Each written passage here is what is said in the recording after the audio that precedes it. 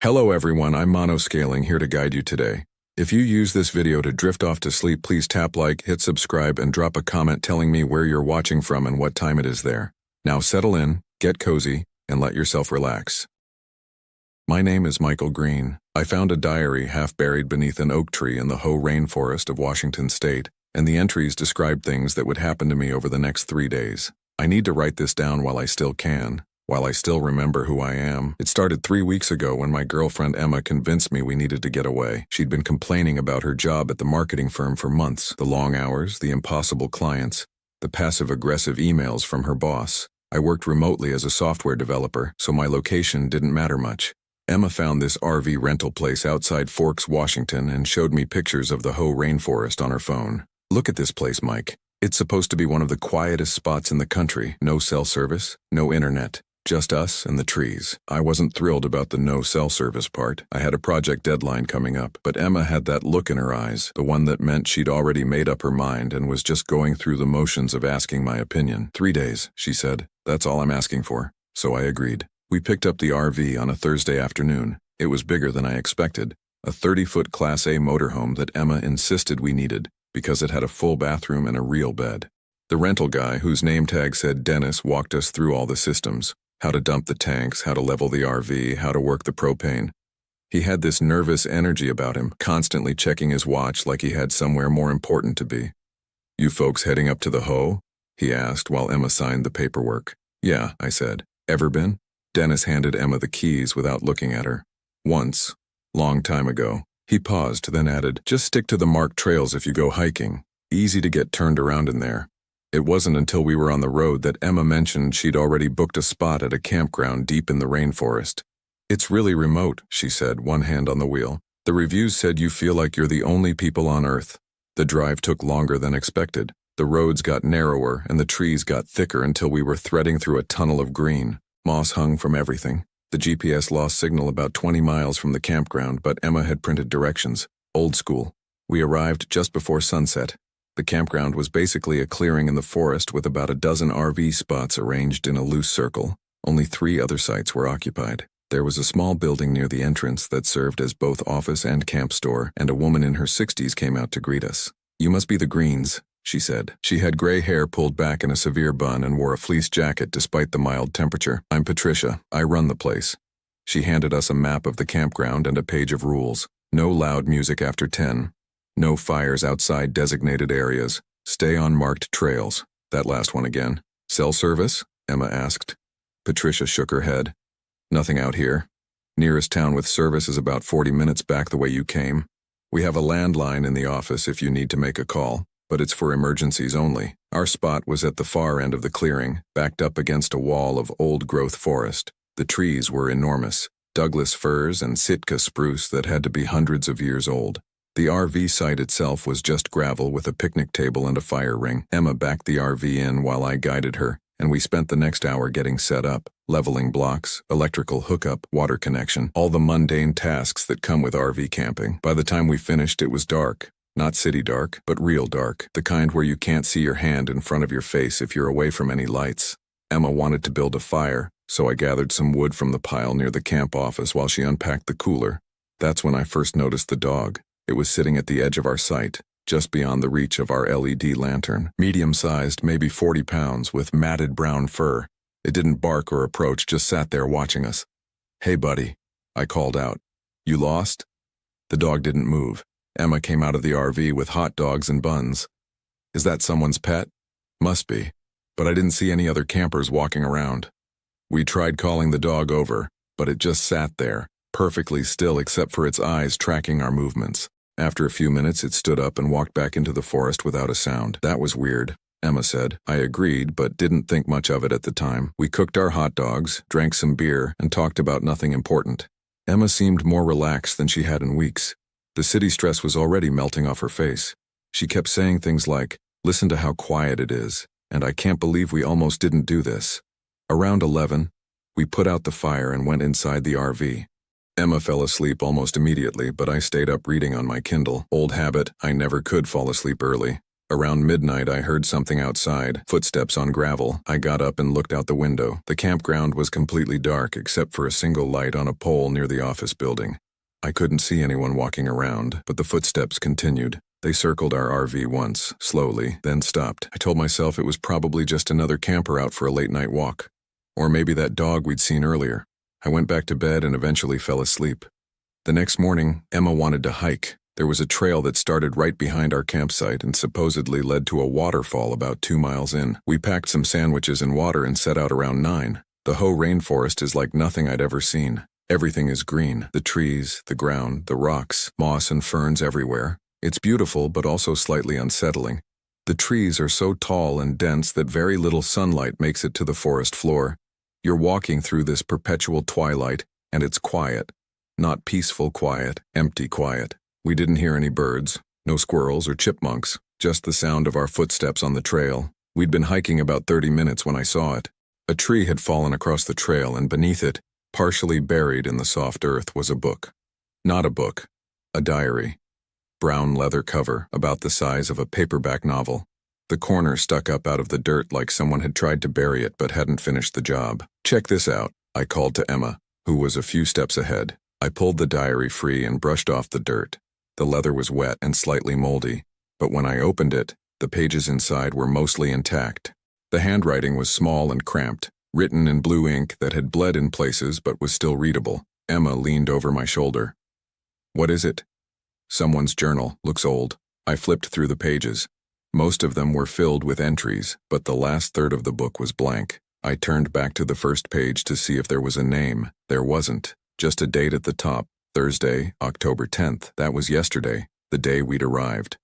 "That's weird," Emma said. "Must be recent then. Maybe someone dropped it?" I flipped ahead a few pages, scanning the entries. They were written like a story, but also like someone documenting events as they happened. I stopped on an entry dated Friday, October 11th. Today. They arrived at the campground Thursday evening. Michael and Emma. They took the spot at the far end, the one backed up against the old growth section. Patricia gave them the usual warnings, but they didn't understand. Nobody ever does until it's too late. I felt something cold settle in my stomach. "Mike, what's wrong?" I showed her the entry. She read it, then laughed nervously. "Okay, that's creepy. Someone's fucking with us." "How would they even know our names?" "We signed in at the office. Patricia probably told the other campers. This is someone's idea of a prank." I wanted to believe that, but I kept reading. Michael found the diary on Friday morning during their hike to the falls. He thought it was strange that the book seemed new despite being buried. Emma tried to convince him it was a joke, but he knew better. He'd always been the analytical type, the one who noticed details others missed. That's what would save him. Or maybe that's what would doom him. I can't quite remember which. "What the fuck?" I said. Emma grabbed the diary from my hands and read the passage herself. The color drained from her face. "This isn't funny. I know. Someone's watching us. They must have followed us on the trail." I looked around. The forest was empty, the trail behind us was clear, and I could see a good 50 feet ahead before it curved. Nobody was there. "We should go back," Emma said. "Right now." I flipped forward in the diary. There were entries for today, for Saturday, for Sunday, 3 days total. I found the last entry, the one dated Sunday, October 13th. My hand was shaking as I read it. By Sunday, Michael understood. The diary had tried to warn him, but he'd been too stubborn to listen. Emma was gone by then. The thing wearing her face was still in the RV, but it wasn't Emma anymore. It hadn't been Emma since Saturday night when she went into the forest alone. Michael knew he should run, should drive the RV back to civilization and never look back. But he also knew it was too late. The forest had already made its choice. The diary would be found by the next visitors, and the cycle would begin again. That's how it worked. That's how it always worked. I closed the diary and looked at Emma. She'd gone pale. "We're leaving," she said, "right now. We'll pack up the RV and get the fuck out of here." We practically ran back down the trail. Neither of us spoke. The forest seemed darker on the return trip, the trees pressing in closer. Every shadow looked like a person, every sound was amplified. We reached the campground in half the time it took to hike out. Our RV looked exactly as we'd left it. The door locked, nothing disturbed. Emma went straight for the driver's seat while I started disconnecting the utilities. Electric cable, water hose, sewer connection. My hands fumbled with the latches. "Hurry up," Emma called from inside. "I'm trying." That's when Patricia appeared. She walked up from the direction of the office, moving slowly, her hands in the pockets of her fleece. Leaving already? She asked. You folks just got here. Family emergency? Emma lied. We need to head back. Patricia nodded like she'd heard this before. That's too bad. The hoe's really something special if you give it a chance. She looked at me. You find what you were looking for on your hike? I felt the diary in my jacket pocket. I hadn't realized I'd kept it. What do you mean? Most people who come out here are looking for something. Peace, quiet, answers. She smiled, but it didn't reach her eyes. The forest provides one way or another. We really need to go, Emma said from the driver's seat.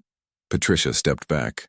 Safe travels. I climbed into the passenger seat and Emma started the engine. The RV lurched forward and we were moving, gravel crunching under the tires. Emma drove faster than she should have, but I didn't say anything. I just wanted to get away from that place. We were almost to the campground exit when I looked in the side mirror and saw the dog. It was sitting in the middle of the road behind us watching. Then it stood up and followed, matching our speed exactly. Emma, I see it. She pressed the accelerator. The dog kept pace, running now, but its gait was wrong. The legs moved in a way that didn't look natural, like something mimicking how a dog should run without quite getting it right. We reached the main road and turned left, back toward civilization. I checked the mirror again. The dog was gone. We drove for 20 minutes before Emma finally spoke. We're not going back there. Agreed. And we're not telling anyone about this. They'll think we're insane. What do we do with the diary? Emma glanced at me. Throw it away. Burn it. I don't care. Just get rid of it.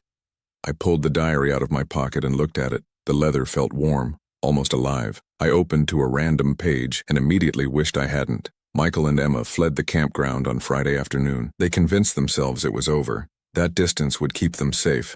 But the diary went with them. Michael kept it, despite Emma's protests. He told himself he wanted to figure out how the prank worked, wanted to find a logical explanation.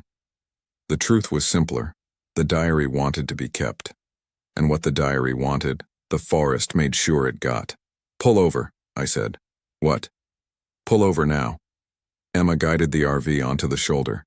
As soon as we stopped, I jumped out and walked to the edge of the forest. The trees here were different. Douglas firs mixed with western hemlocks, but they felt the same. That same empty quiet. I hurled the diary as hard as I could into the underbrush. It disappeared into the ferns. There, I said, getting back in. It's gone. Emma looked at me for a long moment. You read something else, didn't you? In the diary. Let's just go. She put the RV in gear, and we continued down the highway. I tried to focus on the road ahead, on the promise of cell service and normal life. But I couldn't stop thinking about what I'd read. The diary had described today. It had described us leaving, which meant everything we were doing had already been written, which meant, Mike. Emma's voice was sharp. Look. On the dashboard, tucked under the sun visor, was the diary. Same brown leather cover, same moldy smell. Exactly where I'd thrown it 15 minutes ago. That's impossible, I said. Emma pulled over again, harder this time. The RV skidded slightly on the gravel shoulder. She grabbed the diary and threw it out her window. It landed in the ditch. We drove another 10 minutes in silence. Emma kept checking the mirrors, expecting to see it reappear. But the diary stayed gone, until we stopped for gas. Emma went inside to pay while I pumped. The gas station was a sad little place. 2 pumps, a convenience store with bars on the windows, and nothing else around for miles. I was watching the numbers tick up on the pump when I noticed a truck pulling out of the parking lot. In the truck bed, sitting on top of a blue tarp, was the diary. I blinked. The truck was gone, but I'd seen it. I was sure I'd seen it. When Emma came back, I didn't mention it. We got back on the road and I tried to convince myself I'd imagined it. Stress, lack of sleep, too much caffeine, the rational explanations I usually relied on. We reached Forks around 2 in the afternoon. Emma wanted to return the RV immediately and switch to her car for the drive home, but the rental place was closed. A note on the door said they'd be back Monday morning. Fuck, Emma said. Now what? There's a motel down the street. We can stay there tonight, return the RV tomorrow, and drive home. She didn't like it, but we didn't have much choice. We parked the RV in the motel lot and checked in. The room was exactly what you'd expect. 2 beds with floral bedspreads, a TV that probably hadn't worked since 2005, and a bathroom that smelled like mildew. But it had locks on the door and walls between us and the outside world, which was all I cared about. Emma immediately turned on the TV, probably just to have noise. Some reality show about people flipping houses. We sat on separate beds and didn't talk about the diary or the campground or any of it. Around 6, Emma suggested we walk to the diner we'd seen next to the gas station. Neither of us had eaten since breakfast, and the idea of leaving the RV behind felt good. We walked the 3 blocks in silence, hands in our pockets, not touching. The diner was nearly empty. We took a booth by the window and ordered burgers and coffee. The waitress was young, probably early 20s, with tired eyes and a name tag that said, Amber. "You folks passing through?" she asked while pouring our coffee. "Yeah," Emma said, "heading back to Seattle. Long drive. You camp out at the Hoe?" I felt Emma tense. "Just one night, at the campground off 101.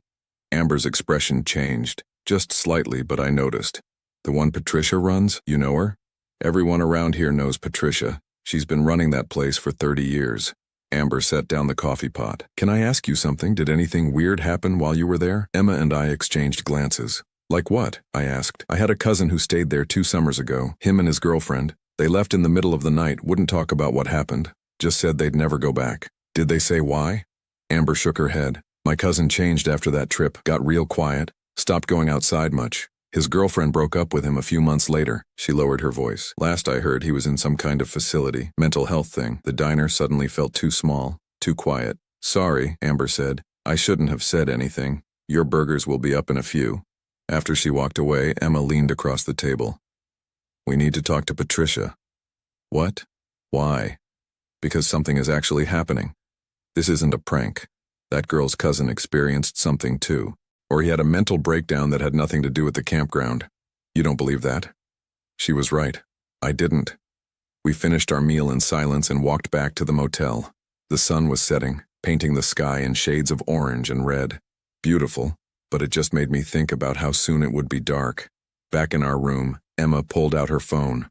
Still no service. We should use the motel phone to call Patricia. And say what? I don't know. Ask her what the fuck is going on.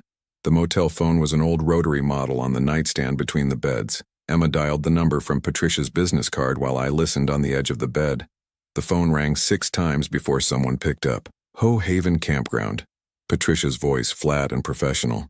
"Patricia, this is Emma Green. My boyfriend and I stayed at your campground last night." "I remember. The couple with the family emergency. We need to ask you about something." Emma took a breath. "We found a diary in the forest. It had our names in it. It described things that were going to happen to us." Silence on the other end. It stretched so long I thought Patricia had hung up. "Patricia, where's the diary now?" Her voice had changed. Lower, more urgent. "We threw it away, but it keeps coming back." Jesus Christ. More silence. Then, "Listen to me very carefully. Do not open that diary again. Do not read any more entries. And whatever you do, do not go into the forest after dark. We're in Forks, at a motel. We're not going back to the campground. It doesn't matter where you are. If the diary chose you, the forest will find a way." Patricia paused. "How many entries did you read?" Emma looked at me. 3, maybe 4. "And the date on the last entry?" "Sunday, tomorrow." Patricia let out a long breath. "Then you have 1 more day. Stay inside. Don't answer the door for anyone. Don't believe everything you see. And whatever happens, don't let it separate you. Don't let what separate us. You'll know when you see it." The line went dead. Emma stared at the phone, then at me. "What the fuck was that?" "I have no idea." We spent the rest of the evening in the motel room with the TV on, neither of us really watching. Around 10, Emma took a shower. I sat on the bed and tried to make sense of everything. The diary, Patricia's warning, Amber's story about her cousin. None of it added up. That's when I noticed the smell. It was faint at first, like damp earth and rotting wood. The smell of the forest floor. I got up and checked the window. Locked. I looked under the beds, in the closet. Nothing. Emma came out of the bathroom in her sleep clothes, towel drying her hair. "Do you smell that? The forest smell?" She nodded. "It's in the bathroom too." We checked the ventilation, the air conditioning unit under the sink. The smell was everywhere but coming from nowhere. And it was getting stronger. "Mike." Emma was standing by the door. "Look." Under the door, in the gap between the door and the floor, something was sliding through. Paper, pages. I knew what it was before I bent down to pick it up. The diary. It was soaking wet, covered in mud but still intact. I dropped it like it had burned me. "We're leaving," Emma said. "Right now. We'll drive through the night if we have to." She grabbed her bag and I grabbed mine. We were at the door when I heard it. Footsteps in the hallway outside. Slow, deliberate. They stopped right outside our room. A knock. 3 sharp raps. "Emma? Michael?" A woman's voice, not Patricia's. Younger, familiar somehow. Emma looked through the peephole, then stepped back quickly. There's no one there. Another knock. I know you're in there. I need your help. Who is it? I called out. It's me, Amber, from the diner. Please, I need to talk to you. Emma pulled out her phone to use the flashlight. The diner closed at 9. Why would she be here? Maybe she lives nearby. Michael, please. The voice was pleading now. My cousin, the one I told you about, he's here. He's in the forest behind the motel. He's asking for you. I looked at Emma. She shook her head firmly. How does your cousin know us? I called through the door. Silence. Then, he said you'd ask that. He said to tell you about the diary. He said you're running out of time. Call the front desk, Emma whispered. Tell them there's someone at our door. I picked up the motel phone. Dead. No dial tone. I pressed the disconnect button repeatedly, but the line was completely silent. The knocking started again, louder now, more insistent. Just let me in. I can help you. I can explain everything. Emma moved to the window and pulled back the curtain. The motel parking lot was empty. The RV sat under a flickering streetlight, looking abandoned. Beyond the parking lot, the forest was a solid wall of black. There's no one out there, she said. No cars, no Amber, nothing. The knocking stopped. For a moment, the only sound was the hum of the air conditioning unit. Then we heard it on the roof. Something walking. The footsteps were directly above us, pacing back and forth. The ceiling tiles creaked. That's not possible, Emma said. This is a 2-story building. There's a room above us. But the footsteps continued. They moved from one end of the ceiling to the other, then back, like something was searching for a way in. I picked up the diary from where I dropped it. Maybe Patricia was wrong. Maybe the only way to figure this out was to read the rest of it. Don't, Emma said. You heard Patricia. Don't read anymore. It already knows everything that's going to happen. Maybe if I read it, I can figure out how to change it. Or maybe that's exactly what it wants you to do. The footsteps above us stopped. The room went silent. Then the bathroom door, which Emma had left open, slowly swung shut. I heard the lock click from the inside. Okay, Emma said. We're done. We're getting in the RV and we're driving. We grabbed our bags and rushed to the door. I unlocked the deadbolt and pulled it open. The dog was sitting in the hallway, the same brown dog from the campground. It sat perfectly still, staring at us with eyes that reflected the dim hallway light. As I watched, its mouth opened. Not like a dog panting, like a person opening their mouth to speak. Michael and Emma left the motel room at 10:47 p.m. The voice that came out was human, male. It sounded like it was reading from a script. They made it as far as the parking lot before Emma noticed that Michael was still holding the diary. She told him to throw it away again, but he refused. He said they needed to know how it ended. The dog's mouth closed. It stood up and walked past us into the room. Emma grabbed my arm. Move. Now. We ran down the hallway and out the side exit. The cold night air hit us like a slap. The parking lot looked different than it had from the window. Darker. The streetlight was now dead. The RV seemed farther away than it should have been. We were halfway there when Emma stopped. Mike, where are the other cars? She was right. The parking lot had been half full when we checked in. Now it was empty except for our RV. No cars, no lights in any of the motel windows. Keep moving, I said. We reached the RV and I fumbled with the keys. Behind us I could hear the motel door open. Footsteps on concrete. I didn't look back. The RV door opened and we climbed inside. Emma went straight for the driver's seat while I locked the door behind us. The engine turned over, thank God, and Emma threw it in drive. We were pulling out of the parking lot when I saw them. People standing at the edge of the forest. 6 or 7 of them just barely visible in the darkness. They stood perfectly still watching us leave. As we got closer to the road, I realized something.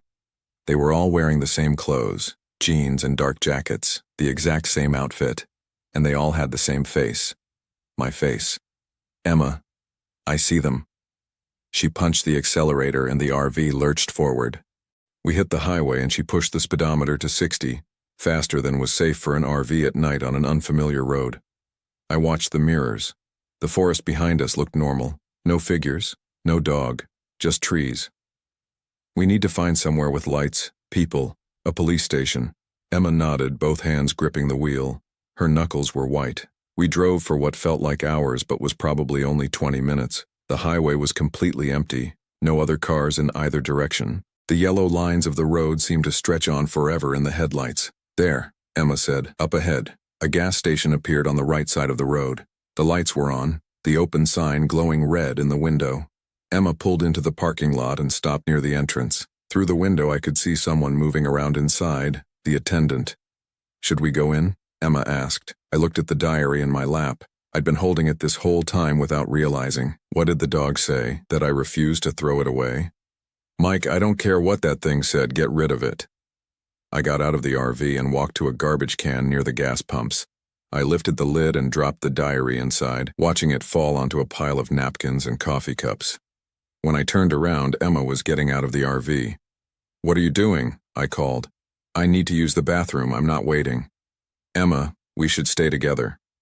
"It's a gas station, Mike. There are lights, there's another person inside. I'll be 2 minutes." She walked toward the building before I could argue. I watched her go inside and talk to the attendant, an older man with a beard. He pointed toward the back. Emma nodded and disappeared down a hallway.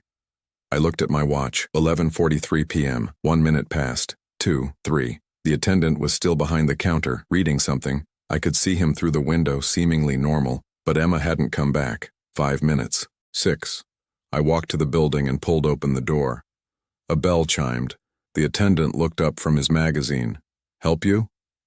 "My girlfriend went to use the bathroom. Have you seen her?" He looked confused. "Bathroom? The restroom's for customers only. Nobody's been in here except you. She was just here." You pointed her toward the back. The man shook his head. "Son, you're the first person I've seen in 2 hours. You sure you're all right?" I pushed past him and went down the hallway. There was a single bathroom door marked restroom. I knocked. "Emma." No answer. I tried the handle. Locked. "Emma, if you're in there, say something." Silence. "I'm going to break down the door." "Sir, you can't," the attendant started, but I was already slamming my shoulder into the door. It took 3 tries before the lock gave way. The bathroom was empty, small, dirty, 1 toilet and a sink. No windows, no other doors, no Emma. I searched anyway, like she might be hiding behind the toilet or inside the walls. But she was gone, completely gone. I ran back to the attendant. "Where is she? What did you do?" "I didn't do anything. I told you nobody came in here." "Call the police. My girlfriend is missing." The man reached for his phone, then paused. "What was her name again?" "Emma. Emma Green." He nodded slowly. "And you are?" "Michael. Michael Green." "Why does that—" "Michael Green." He said it like he was trying to remember something. Then his expression changed. "Oh, you're the one from the diary." Everything stopped. "What did you say?" The attendant smiled. It wasn't a friendly smile. "The diary. You read it, didn't you? Even though you were warned not to. You just had to know how it ended." I backed toward the door. The man didn't follow. He just stood there, watching me with that same awful smile. "She's not gone," he said. "Emma's exactly where she's supposed to be." "Where she chose to be? What the fuck are you talking about?" "Saturday night, that's tonight, right? The diary said Emma would go into the forest alone, said something called to her, something that knew her name." He tilted his head. "Did you read that part yet? It's really good, very descriptive." I ran. Out of the gas station, across the parking lot to the RV. I jumped in the driver's seat and started the engine. The attendant stood in the doorway of the gas station, still smiling, watching me leave. I pulled back onto the highway and drove. I didn't know where I was going. Away. That was all that mattered. But after 10 minutes, I passed the same gas station again, same lights, same open sign. I kept driving. 10 more minutes, same gas station. I was going in circles. I pulled over and put my head on the steering wheel. My hands were shaking. Emma was gone. The diary had predicted it, and I hadn't been able to stop it. The diary. I'd thrown it away at the gas station. But I knew with absolute certainty, that if I looked in the passenger seat right now, it would be there. I forced myself to look. It was there, sitting on the seat, water-stained and muddy as ever. I picked it up and opened to where I'd left off. Saturday, October 12th, tonight. Emma disappeared at the gas station at 11:47 p.m. Michael searched for her, but she was already gone. The thing that had been calling to her since Thursday night had finally succeeded. It had worn her voice in the motel. It had worn Amber's face at their door. It had even worn Michael's face, standing at the edge of the forest, showing him what he would become. But Emma hadn't been strong enough to resist. She'd heard her mother's voice coming from the bathroom, her mother who had died 3 years ago. And she'd followed it, down a hallway that hadn't existed a moment before, into a part of the gas station that wasn't on any map, into the place where the forest kept the ones it wanted. Michael understood then that he'd lost her. Not to death, but to something worse, something that would keep her. reshape her, make her into one of them, one of the watchers in the trees. I closed the diary and screamed. I screamed until my throat was raw. Then I kept driving. It's Sunday now. October 13th, the last day the diary wrote about. I'm still on the highway. Or maybe I'm not. It looks like a highway, 2 lanes, yellow lines, trees on both sides. But I've been driving for 6 hours without passing anything except that same gas station. I stopped looking at the clock because time doesn't work right anymore. The diary is open on the seat next to me. I tried to throw it out the window, but it appeared on the dashboard. I tried to burn it with the cigarette lighter, but it wouldn't catch. I finally gave up and started reading the last entry. By Sunday, Michael understood. The diary had tried to warn him, but he'd been too stubborn to listen. Emma was gone by then. The thing wearing her face was still in the RV, but it wasn't Emma anymore. It hadn't been Emma since Saturday night when she went into the forest alone. Wait, the thing wearing her face was still in the RV? I looked in the rearview mirror at the bed in the back. Someone was lying there, under the covers. I hadn't noticed them before, but now I could see the shape of a person completely still. Emma? My voice cracked. The shape didn't move. I pulled over and walked back there on shaking legs. The covers rose and fell slightly like someone breathing. I reached out to pull them back. Michael, the voice was muffled. It sounded like Emma. Is it morning? Where are we? Emma, don't move. Just tell me something only you would know. What are you talking about? Answer the question. Silence then. You gave me a key ring for our first anniversary. It had a little silver dog charm because you knew I wanted to adopt one, but our apartment didn't allow pets. You said it was a promise that someday we'd have a real dog, a golden retriever named Professor Biscuits. That was right. All of it. Relief flooded through me. I pulled back the covers. It wasn't Emma. It looked like Emma. Same face, same hair, same body. But the eyes were wrong. They didn't blink. They just stared at me with an intensity that made my skin crawl. Michael, it said in Emma's voice. What's wrong? I backed away. It sat up, moving stiffly, like someone who hadn't quite figured out how joints worked. You're not Emma. Of course I am. Don't be silly. Where were you for the last 6 hours? It smiled. Emma's smile, but too wide. I've been right here, sleeping. You've been driving all night, remember? You wouldn't stop. You kept saying we had to keep moving. No, you disappeared at the gas station. What gas station? It tilted its head. Michael, you're scaring me. Are you feeling okay? I grabbed the diary and showed it the entry. This is what happened. You went into the bathroom and never came out. It looked at the diary, then back at me. That's not real. You know that's not real. Someone's playing a trick on you, Michael. We talked about this, had we? I tried to remember. The last few hours were fuzzy. Maybe I'd been driving with Emma in the back the whole time. Maybe the gas station had been a dream. Michael. It reached out with Emma's hand. Come here. You need to rest. I looked down at the diary. The entry continued on the next page. Michael almost believed it. The thing was good at mimicking Emma's mannerisms, her voice, her memories. It had been watching her for days, learning.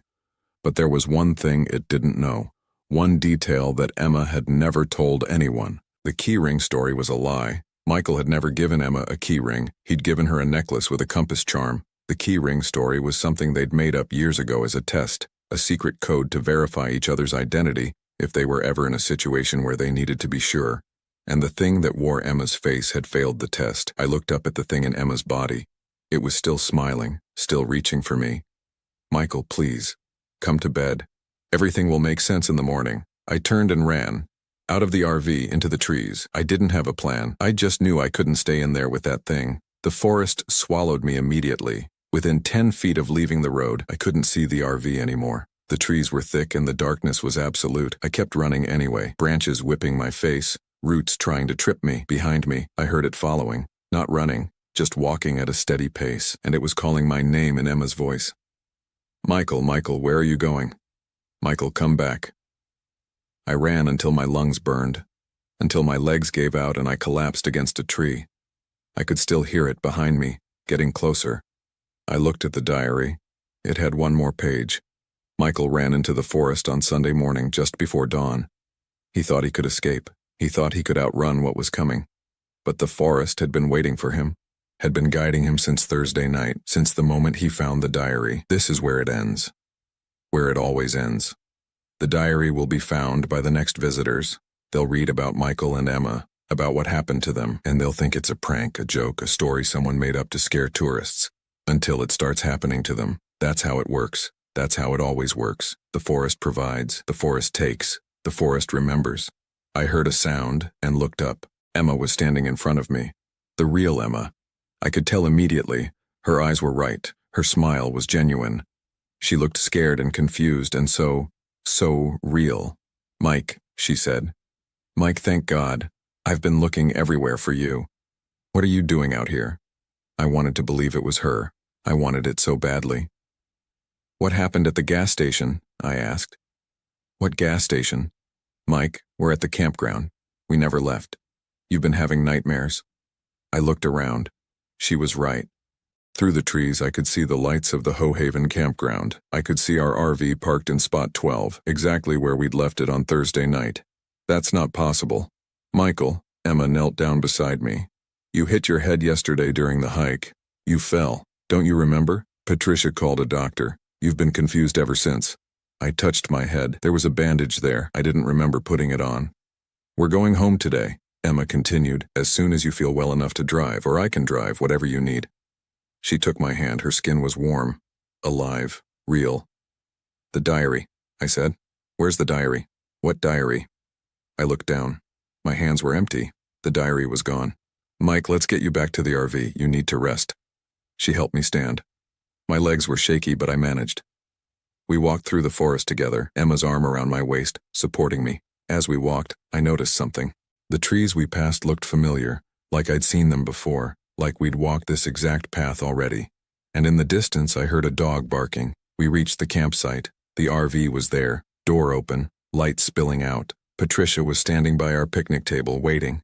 "There you are," she said when she saw us. "Gave us quite a scare, Michael. How are you feeling?" I don't know. Head injuries are tricky things. Why don't you both come inside the office? I have some coffee brewing. We can call your family, let them know you're okay." Emma guided me toward the office. I let her. What else could I do? We were almost there when I stopped. "Emma," "Yes? Tell me about the key ring." She looked confused. "What key ring?" "The one I gave you. For our first anniversary." Emma smiled. "Oh, Mike. You're still confused. You gave me a necklace. With a little compass charm. Don't you remember?" She was right. That was the real story. Which meant this was real, Emma. Which meant everything else had been the dream. I started to relax. We were okay. It had all been in my head. Some kind of concussion-induced nightmare. We were safe. Then I saw it, sitting on the picnic table, half hidden behind Patricia's thermos. The diary. Brown leather, water-stained, muddy. Exactly as I remembered it. I looked at Emma. She was still smiling. Patricia was still waiting by the office door. And behind them, at the edge of the forest, I saw figures standing in the shadows. 6 or 7 of them, all wearing the same clothes, all with my face. "Michael," Emma said. "What's wrong?" I looked down at the diary. It was open to a new page, a page that hadn't been there before. Michael almost made it. He almost broke free. But in the end, he walked into the office with Emma and Patricia. He drank the coffee they offered. He called his family to tell them he was fine. He returned the RV on Monday morning and drove home with Emma. And he tried very hard to forget about the diary and the forest and the things he'd seen, but he never forgot. Not really, because the diary had been clear about one thing. Once the forest chooses you, it never lets go. Michael would live the rest of his life wondering which version of events was real, wondering if the Emma sleeping next to him was the Emma he'd brought to the campground, or if she was something else. Something that had learned to be Emma so perfectly that even Michael couldn't tell the difference.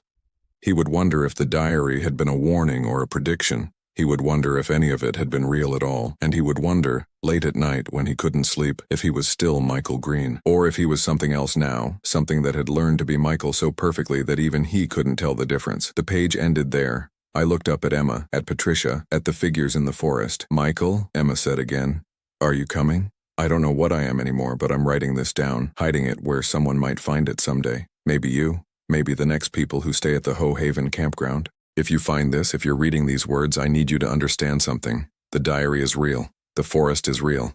And if you found this, then it's already chosen you. I'm sorry. My name is Michael Green, and I don't know if I'm real anymore.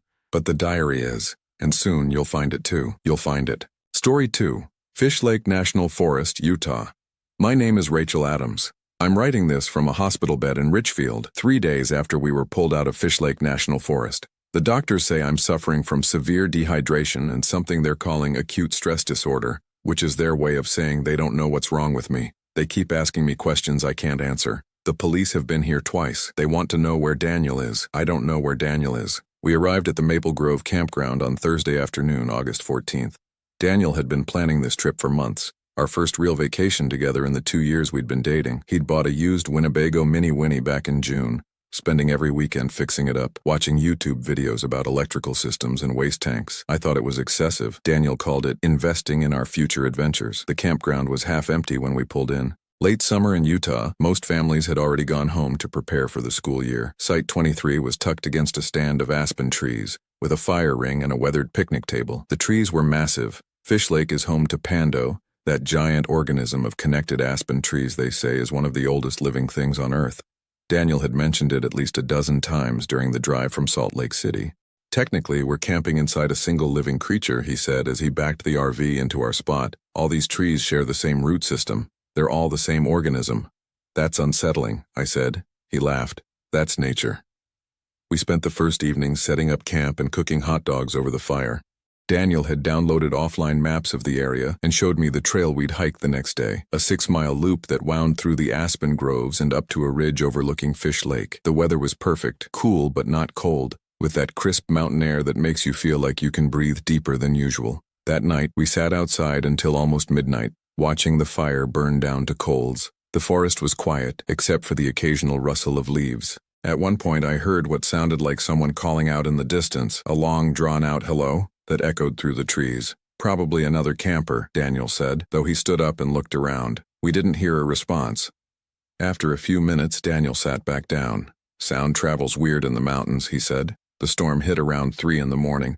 I woke to the sound of rain hammering against the RV's roof, and Daniel already sitting up, looking out the window.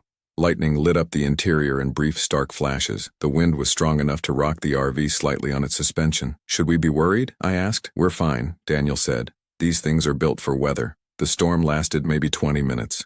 Heavy and violent, then suddenly gone. The silence afterward felt too complete, like the forest was holding its breath. I tried to go back to sleep, but couldn't shake the feeling that something had changed. In the morning, everything looked normal. The fire ring was flooded. Our camp chairs had blown over, but otherwise no damage. Daniel made coffee on the propane stove while I got dressed. We decided to skip the long hike and just do a short walk around the campground instead. That's when we first noticed it. We were maybe half a mile from our site, following a service road that looped through the campground, when Daniel stopped walking. Do you hear that? He asked. I listened. At first nothing, then I heard it, faint but distinct. Someone calling out, "Hello? Hello?" It sounded like it was coming from deeper in the forest, off to our left. The voice was hard to place. Could have been male or female, adult or child. It had a strange quality to it, like it was being played through a speaker. Someone might be lost, Daniel said. We stood there for a moment, waiting to hear if the voice called out again. It did, maybe 30 seconds later. Same words, same tone. "Hello? Hello? That's weird," I said. Daniel cupped his hands around his mouth. "Hello? Do you need help?" We waited. No response. Just the wind moving through the aspen leaves. Maybe they can't hear us, Daniel said. We waited another few minutes, but the voice didn't call out again. Daniel wanted to go into the forest to look, but I talked him out of it. The trees were dense there, easy to get disoriented. We agreed to report it to the camp host when we got back. The camp host's trailer was near the entrance to the campground. A handwritten sign on the door said back at 2 p.m. It was just after 10. "We'll come back later," Daniel said. We spent the rest of the morning at our site. Daniel tried to get the fire going again, but the wood was too wet. I read on the RV's built-in couch while he fiddled with his phone trying to get a signal. Cell service was non-existent in the campground. Around noon, we heard it again. "Hello? Hello?" This time it was closer. Much closer. It sounded like it was coming from just outside our site, maybe 20 yards into the trees. Daniel was out the RV door before I could say anything. I followed him, my heart starting to beat faster. We stood at the edge of our campsite looking into the forest. "Hello?" Daniel called out. Nothing. Then, maybe 10 seconds later, "Hello? Hello?" The voice sounded exactly the same as before. Same pitch, same cadence, like a recording being played back. "That's not right," I said quietly. Daniel looked at me. I could see he was thinking the same thing I was, but neither of us wanted to say it out loud. We went back into the RV and locked the door. For the next hour, we heard the voice intermittently. Sometimes it sounded close, sometimes far away. Sometimes it said, "Hello, hello," and sometimes it just said, "Hello." Once, the intervals between calls seemed random, 30 seconds, then 5 minutes, then 2 minutes. It's an echo, Daniel said. Like you said last night, sound travels weird up here. An echo of what? I asked. He didn't have an answer for that. At 2 o'clock, we drove to the camp host's trailer. The same woman was there, probably in her 60s, wearing a National Forest Service vest. Her name tag said Margie. We've been hearing someone calling out in the forest, Daniel explained. It sounds like they might be lost or need help. Margie's expression didn't change. Whereabouts did you hear this? Near Site 23, I said, but also on the service road. The voice seems to move around. What's it saying? Just hello, over and over. Margie was quiet for a moment, looking past us toward the forest. You folks see the storm last night? Yeah, Daniel said. Lightning hit a tree about 2 miles west of here. Set it burning for a while before the rain put it out. Sometimes after a strike like that you get weird acoustic effects, sound bouncing off the burned wood in strange ways. That didn't make any sense, but Margie seemed unconcerned. She said she'd radio the ranger station and let them know, but that we shouldn't worry about it. If someone was actually in trouble out there, we'd know by now, she said. They'd have made their way to the road, or kept calling for help. We drove back to our site. Daniel seemed satisfied with Margie's explanation. I wasn't, but I didn't push it. The voice continued through the afternoon. Sometimes we'd go an hour without hearing it, then it would call out 3 or 4 times in quick succession. Daniel insisted on responding every time, shouting, "Hello, where are you?" into the forest. The voice never acknowledged him. By evening I was exhausted. The stress of listening for the next call, the uncertainty of what it meant, had worn me down. Daniel made dinner, pasta with jarred sauce, and we ate inside the RV with the windows closed. We could still hear it occasionally, muffled but present. "Hello? Hello? We should leave," I said. Daniel looked up from his plate. "What? This isn't normal. Something's wrong here." "Rachel, it's just an acoustic thing." Margie explained it. "Margie gave us bullshit, and you know it." He set down his fork. "We drove 4 hours to get here. We're staying through Sunday like we planned." I didn't argue. Daniel had put so much effort into this trip, into the RV, into making everything perfect. I could last 2 more days. That night, the voice changed. We were lying in bed, both of us still awake despite it being past 11. The RV's bedroom was barely bigger than the mattress, with a small window above our heads. Daniel was scrolling through photos on his phone. The service was useless, but the photos were already downloaded. Then we heard it. "Hello? Hello?" But this time it was my voice. I sat up so fast I nearly hit my head on the low ceiling. Daniel was staring at me. "That was you," he said. "No, it wasn't." "Rachel, that was your voice." I didn't say anything. We listened. A minute passed, then another. Then it came again from somewhere in the forest to the east of our site. "Hello? Hello?" My voice, unmistakably my voice. The same pitch, the same slight rasp I have from years of seasonal allergies. But I wasn't speaking. My mouth was closed. I was barely breathing. "What the fuck?" I whispered. Daniel got out of bed and went to the window. He pulled back the curtain and looked out into the darkness. "This has to be someone messing with us." "Who? We're the only ones in this part of the campground." "Then it's, I don't know, some kind of animal. A bird that mimics sounds." "Birds don't sound like humans, Daniel." He turned to look at me. In the dim light from his phone, his face looked pale. "Then what is it?" I didn't answer because I didn't know. We heard it twice more that night. Both times it was my voice. Daniel wanted to go outside and investigate, but I refused. Something about hearing my own voice coming from the dark forest filled me with a primal dread I couldn't explain. We eventually fell asleep sometime after 2 in the morning, from sheer exhaustion. I woke up alone. The sun was up, light streaming through the bedroom window. Daniel's side of the bed was empty, the blankets thrown back. I called out his name. No response. I got dressed quickly and went into the main cabin of the RV. Empty. The door was unlocked. Daniel's shoes were gone from by the entrance. I stepped outside. The morning was cool, the forest quiet. Our campsite looked undisturbed. The camp chairs were still knocked over from the storm. The wet firewood was piled where we'd left it. "Daniel?" I called out. My voice echoed slightly, bouncing off the trees. Then from somewhere in the forest, "Daniel?" My voice again, calling his name. But I had just called his name. This was an echo, but an echo that came too late, and from the wrong direction.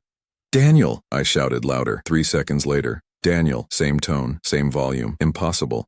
I went back into the RV and tried to stay calm. Daniel had probably just gone for a walk.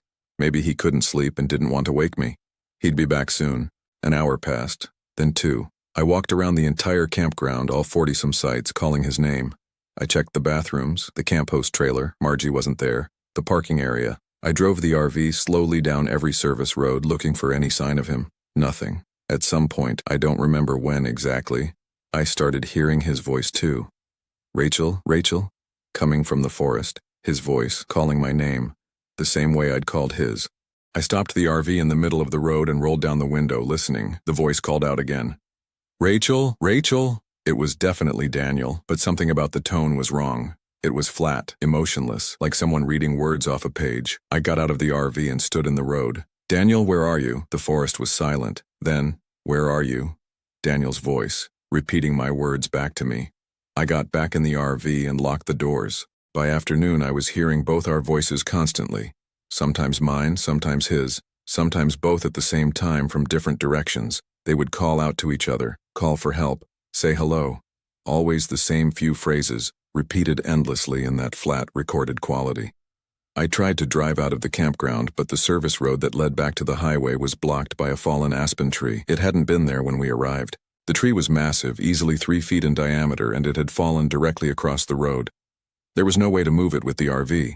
I considered hiking out, but it was at least 8 miles to the highway, and I had no idea which direction to go once I got there. Plus, leaving felt like abandoning Daniel. What if he came back and I wasn't here? I went back to Site 23 and sat in the RV. Door locked, curtains drawn. I tried Daniel's phone. It went straight to voicemail.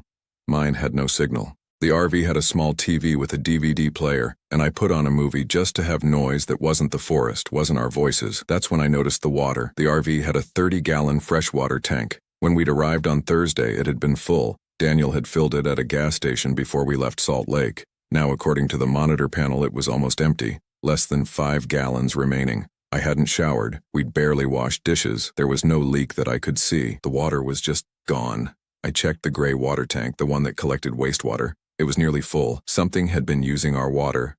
A lot of it. I sat on the couch, staring at the monitor panel, trying to make sense of it. Then I heard the shower running. The RV's tiny bathroom was at the back, near the bedroom. I could clearly hear water hitting the fiberglass shower basin. I hadn't turned on the shower. I'd been sitting in the main cabin the entire time. I stood up slowly and moved toward the bathroom. The door was closed. I put my hand on the handle and felt vibration from the running water inside. Daniel? I said softly. The water shut off. I stood there, hand on the door handle, heart pounding so hard I could feel it in my throat. After maybe 30 seconds, I opened the door. The bathroom was empty. The shower was dry. The mirror was unfogged. But when I touched the shower head, it was warm. I got out of the RV and sat at the picnic table even though it was damp. I needed to be outside, needed to see the sky. The sun was starting to set, golden light filtering through the aspen leaves. In any other circumstance, it would have been beautiful. Rachel? Rachel? Daniel's voice from the forest. I'm here, I shouted back, not caring anymore that it wasn't really him. I'm right here, right here. My own voice echoing back. Then a new voice joined in, a woman's voice I didn't recognize. Help me. Please help me. It was coming from the same area as the other voices, somewhere in the trees to the east. Young woman, scared, desperate. I stood up from the picnic table. Hello? Who's there? Who's there? The woman's voice repeated back. Then a man's voice. Is anyone out there? Then a child. Mommy, mommy? Then more voices, overlapping, calling out. Different words, different tones, all with that same flat, recorded quality. It sounded like dozens of people, all lost in the forest, all calling for help. I ran back into the RV and slammed the door. The voices continued until well after dark. Sometimes they were loud, sometimes faint. I sat in the dark RV listening, trying not to lose my mind. The rational part of my brain kept insisting there had to be an explanation. Recording devices, speakers hidden in the trees, some kind of prank. But I knew it wasn't that. Around midnight, the voices stopped. The silence was almost worse. I sat there waiting but heard nothing except the wind. Then someone knocked on the RV door. 3 firm knocks. I didn't move, didn't breathe. Another 3 knocks. Rachel? Daniel's voice, from just outside the door. Rachel, let me in. Daniel? I said quietly. Let me in, Rachel. The voice was wrong. It was Daniel's voice, his tone, his inflection, but it was missing something essential. Like a perfect forgery that was still somehow obviously fake. Where were you? I asked. Silence then. Where were you? My own voice speaking my question back to me. Let me in, Rachel. I stayed quiet, sitting in the dark, staring at the door. The knocking came again, then again. Then it started moving around the RV, knocking on the windows, on the walls, on the door to the storage compartment underneath. A constant, rhythmic knocking that circled the entire vehicle. I crawled into the bedroom and hid under the blankets like a child, hands over my ears trying to block it out. Eventually, I must have passed out from exhaustion. When I woke up, it was dawn and I was alone. The RV was silent. I got up slowly, every muscle aching, and looked out the windows. Daniel was sitting at the picnic table. He had his back to me, wearing the same clothes he'd had on when we arrived, gray t-shirt, hiking pants. He was just sitting there perfectly still, facing the forest. I opened the RV door. "Daniel?" He didn't turn around. I stepped out onto the ground, my legs shaky. "Daniel, where have you been?" He stood up and turned to face me. It was Daniel, same face, same build, same haircut, but his expression was wrong, completely neutral, eyes not quite focused on anything, like he was sleepwalking. "I'm here," he said. His voice was flat, the same flat quality as the voices from the forest. "Daniel, what's wrong? What happened to you? What happened to you?" He was just repeating my words back to me. I felt cold, despite the morning sun. "That's not funny," I said. "Not funny," he repeated. I took a step back toward the RV. Daniel, or whatever was wearing Daniel's face, just stood there watching me with those unfocused eyes. "Stay away from me," I said. "Stay away from me." I got back into the RV and locked the door. Through the window, I watched him return to the picnic table and sit down, returning to that same position. Back to the RV, facing the forest. He sat there for the next 6 hours. Didn't move, didn't shift position, just sat. I stayed in the RV, rationing the last gallon of water, trying to think of a plan. I could try to hike out, but that thing outside might follow me. I could wait for someone to come, another camper, a ranger, anyone. But the campground was empty, and I had no idea if anyone even knew we were here. Around 2 in the afternoon, Daniel stood up and walked into the forest. I watched him disappear between the aspen trees, his gait stiff and mechanical. He didn't look back. I gave him 10 minutes, then got out of the RV. My plan was simple. Follow the service road on foot until I reached the fallen tree, then either climb over it or go around through the forest. Keep walking until I reached the highway. Flag down a car, get help. I made it maybe a quarter mile before I heard the voices again, all of them at once. Dozens of voices, maybe hundreds, all calling out from the forest around me. Men, women, children. Some I recognized. My voice, Daniel's voice. Others were strangers. They were saying everything. Names, questions, cries for help, random words and phrases. "Please help. Is anyone there? I'm lost. Hello, hello, hello. Mom. God, please. Which way? Rachel Daniel, Rachel Daniel." The sound was overwhelming, coming from every direction, echoing and overlapping until it was just noise. I put my hands over my ears and kept walking, focusing on the road ahead. Then I saw them, people standing between the trees. Dozens of them, maybe more. Men, women, children of all ages, all standing perfectly still, watching me. Their faces had that same neutral expression as Daniel's had, eyes unfocused, mouths slightly open. I stopped walking. One of them stepped onto the road ahead of me, a middle-aged man in hiking gear. He opened his mouth and my voice came out. "Hello? Hello?" Another stepped out, a young woman in a National Forest Service uniform. She spoke with an older man's voice. "Is anyone there?" More emerged from the trees, forming a line across the road, all of them speaking with voices that didn't belong to them, the chorus of wrong voices coming from wrong mouths. I turned and ran back toward the campground. They didn't follow me. They just stood there, that line of people blocking the road, all of them speaking, calling out, their voices mixing together into that awful cacophony. I got back to Site 23 and the RV was gone. The campsite was empty. No RV, no camping chairs, no gear, just the fire ring and the picnic table. The dirt showed tire tracks where we'd parked, but that was it. Everything else was gone. I sat down at the picnic table, the same table where that thing wearing Daniel's face had sat, and tried to think. The sun was starting to set. I had no water, no food, no shelter. The voices had stopped, but I knew they'd come back. And I knew that something in this forest was very wrong, something that wore faces and spoke with stolen voices, something that had been collecting people for who knows how long. The storm had done something, released something, or woken it up, or opened a door that should have stayed closed. And now it was taking us, taking our voices first, then our faces, then everything else. I'm not sure how long I sat there. Long enough for the light to fade. Long enough for the temperature to drop.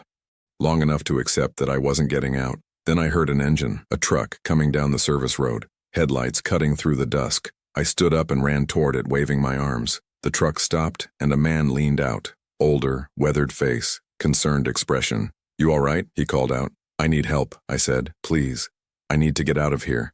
He looked at me for a long moment. Where's your camp? It's gone. Everything's gone.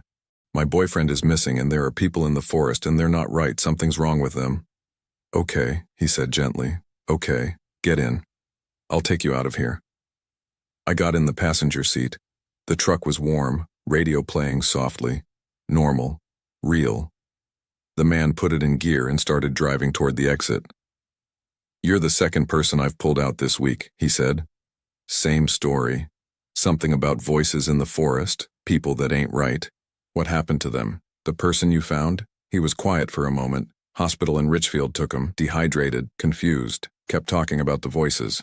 Do you know what's happening here? He shook his head. Forest Service closed this area off 2 days ago, said it was wildlife management, but he trailed off. We reached the fallen tree. The man sighed. Gonna have to go around. He put the truck in 4-wheel drive and pulled off the road, navigating carefully through the trees. It took maybe 10 minutes, but we made it past the blockage and back onto the main road. I looked back once at the forest behind us. In the fading light, I could see figures standing between the trees, watching us leave. The man drove me to the hospital in Richfield. I spent 3 days there while they ran tests and asked questions. The police came. I told them about Daniel, about the voices, about the people in the forest. They wrote everything down, but I could tell they didn't believe me. They did confirm that Daniel's phone last pinged a tower near Fish Lake on Friday morning. After that, nothing. They searched the campground and found our RV abandoned at Site 23. All our belongings were still inside. Daniel's wallet, his phone, his clothes, everything except Daniel. The rangers confirmed that the Maple Grove campground had been closed to new campers on Saturday after reports of unusual activity. They wouldn't elaborate on what that meant. Said they were conducting an investigation. I was released from the hospital yesterday. The police have more questions but no answers. Daniel's family is devastated. They're planning a search party, but the Forest Service has denied them access to the area, something about ongoing operations. I don't think they'll find him, not the real him anyway. I dream about the voices every night. Sometimes I hear them even when I'm awake, distant, echoing, calling out. I'll be in the grocery store driving my car and I'll hear it just for a second. Hello? Hello? My voice coming from somewhere I can't see. The doctors say it's trauma. PTSD. Audio hallucinations triggered by the experience. They've given me pills and scheduled therapy sessions. Everyone is very kind and very concerned and absolutely certain that I'm going to be okay. But I know what I heard, I know what I saw. And I know that something in Fish Lake National Forest is collecting us one by one, stealing our voices and wearing our faces. The worst part is the waiting, because I know it's not over. Last night I heard knocking on my apartment door. 3 firm knocks just like on the RV. I looked through the peephole and saw myself standing in the hallway. I watched myself stand there for 20 minutes, perfectly still, eyes unfocused, waiting for me to open the door. Eventually it turned and walked away, disappearing around the corner toward the stairs. I called the police. They found no one in the hallway, no evidence anyone had been there. They suggested I was having another episode, that the stress was making me see things. Maybe they're right. Maybe I am losing my mind. But I don't think so. I think it followed me back. I think whatever is in that forest, whatever takes voices and faces and people, isn't confined to Fish Lake anymore. I think it's spreading, moving through the world one person at a time, and I think I helped it do that by leaving. I hear it sometimes late at night, whispering outside my window. Rachel? Rachel? Daniel's voice, calling my name. And I know that one day soon I'm going to open the door. Not because I want to, but because it's going to be wearing a face I can't refuse. Maybe my mother's face. Maybe my best friend's. Maybe even my own face, just different enough that I won't realize it's not me until it's too late. The doctors keep asking when the voices started. I tell them after the storm, after the lightning struck that tree, but that's not entirely true. I heard my first voice before we ever left for the trip. Daniel was in the garage working on the RV, and I was inside the house making lunch. I heard him call my name from upstairs. Rachel? And I called back that I'd be up in a minute. When I brought him a sandwich half an hour later, he was still in the garage. He said he'd been there all morning. He hadn't called my name. I laughed it off, said I must have imagined it, but I didn't imagine it. And now I wonder if it was ever really Daniel at all, or if something had already started wearing his voice by then, practicing, getting ready. I wonder how long it's been out there, in forests and mountains and wild places, collecting us. I wonder how many people have heard voices in the woods and dismissed them as echoes or tricks of acoustics or their imagination. I wonder how many of us are left. The nurse is coming back with my discharge papers. I'm going to sign them and go home and try to live some version of a normal life. I'll take the pills, go to therapy, pretend everything is fine, but I know I'm being hunted. Not physically, not yet, but slowly, inevitably. Whatever took Daniel is coming for me too. Sometimes I think I should go back to Fish Lake, walk into that forest and let it take me, get it over with. At least then I'd know what happened. At least then I'd be with Daniel again, even if it's just our voices calling to each other in the dark. But I'm too afraid, so I'll wait and listen and try not to answer when I hear my name being called by a voice that sounds almost right but isn't. Not quite, not anymore. I hope someone reads this. I hope someone believes it. And I hope that when you're out in the wilderness, when you're camping or hiking or just passing through, and you hear a voice calling from the forest, any voice, even one you recognize, you don't answer. Don't answer. Because after the storm, after the lightning and the rain and the sudden silence, the forest learned to speak. And it's still learning. Tentar novamente. Story 3. My name is Dean Harper. I live off-grid in northern Idaho, about 40 miles from the Canadian border. 2 weeks ago, something started watching me, and it wore a man's face. I should probably start from the beginning. I moved up here 3 years ago after my divorce finalized. Rachel got the house in Boise, I got the truck and whatever I could fit in it. We didn't have kids, thank God, just 15 years of marriage that turned into cohabitation somewhere around year 8. When she told me she'd been seeing someone from her yoga studio, I wasn't even surprised. Just tired. So I bought 20 acres of timberland near the Selkirk Mountains for less than the cost of a decent sedan, hauled up a used RV that had seen better days, and decided to disappear for a while. The while turned into 3 years. I installed solar panels, dug a well, learned to hunt. The closest neighbor was 12 miles away, a retired couple who kept to themselves. Perfect. The RV wasn't much. A 1987 Winnebago Chieftain, 32 feet long with wood paneling that had warped in places, and a toilet that only worked half the time, but it was mine. And after I fixed the roof and replaced the propane tanks, it kept me warm through 2 brutal Idaho winters. I parked it in a clearing about 100 yards off the old logging road, surrounded by lodgepole pine and Douglas fir. No cell service, no internet, just me and the forest. I'm not some survivalist nutjob if that's what you're thinking. I don't wear camo or stockpile ammunition or think the government is coming for my guns. I just needed space. Needed to not hear car horns or people arguing through apartment walls or the constant hum of a city that never shuts up. The first year was hard. I won't lie about that. I went through a lot of whiskey and even more silence. But by the second year, I'd found a rhythm. I'd wake up at dawn, check my traps, tend to the small garden I'd managed to coax out of the rocky soil. I'd split firewood in the afternoon, read at night by lantern light. Twice a month I'd drive into Bonner's Ferry for supplies, canned goods, propane, paperback books from the thrift store. The cashier at the general store knew me by sight but not by name, and that suited me fine. I saw wildlife, obviously. Black bears in the summer, deer year-round, the occasional mountain lion track near the creek. Once I watched a pack of wolves take down an elk from my small porch. Nature documentary stuff. You learn to respect it, keep your distance, make noise when you're walking so nothing gets surprised. Common sense. But this thing that started watching me 2 weeks ago, it wasn't like that. It started on a Tuesday. I remember because Tuesdays were when I did my weekly supply check, took inventory of what needed restocking. I was outside splitting wood around 3 in the afternoon. The sky was overcast, temperature in the low 50s. Normal for mid-October up here. I'd been at it for about an hour when I got that feeling. You know the one. That prickle on the back of your neck that tells you you're being watched. I straightened up, scanned the tree line. Nothing, just pine trees and silence. But the feeling didn't go away. I set down the axe and walked the perimeter of my clearing, checking the usual spots. Nothing disturbed, no fresh tracks. The woods were quiet, but not unnaturally so. Birds still chirped. A squirrel scolded me from a high branch. I went back to splitting wood, but I couldn't shake it. That night, sitting in the RV with a cup of coffee and a Louis L'Amour Western, I found myself looking out the window more than reading. The darkness outside was complete. No moon, heavy cloud cover. Just the faint glow from my lantern reflecting in the glass.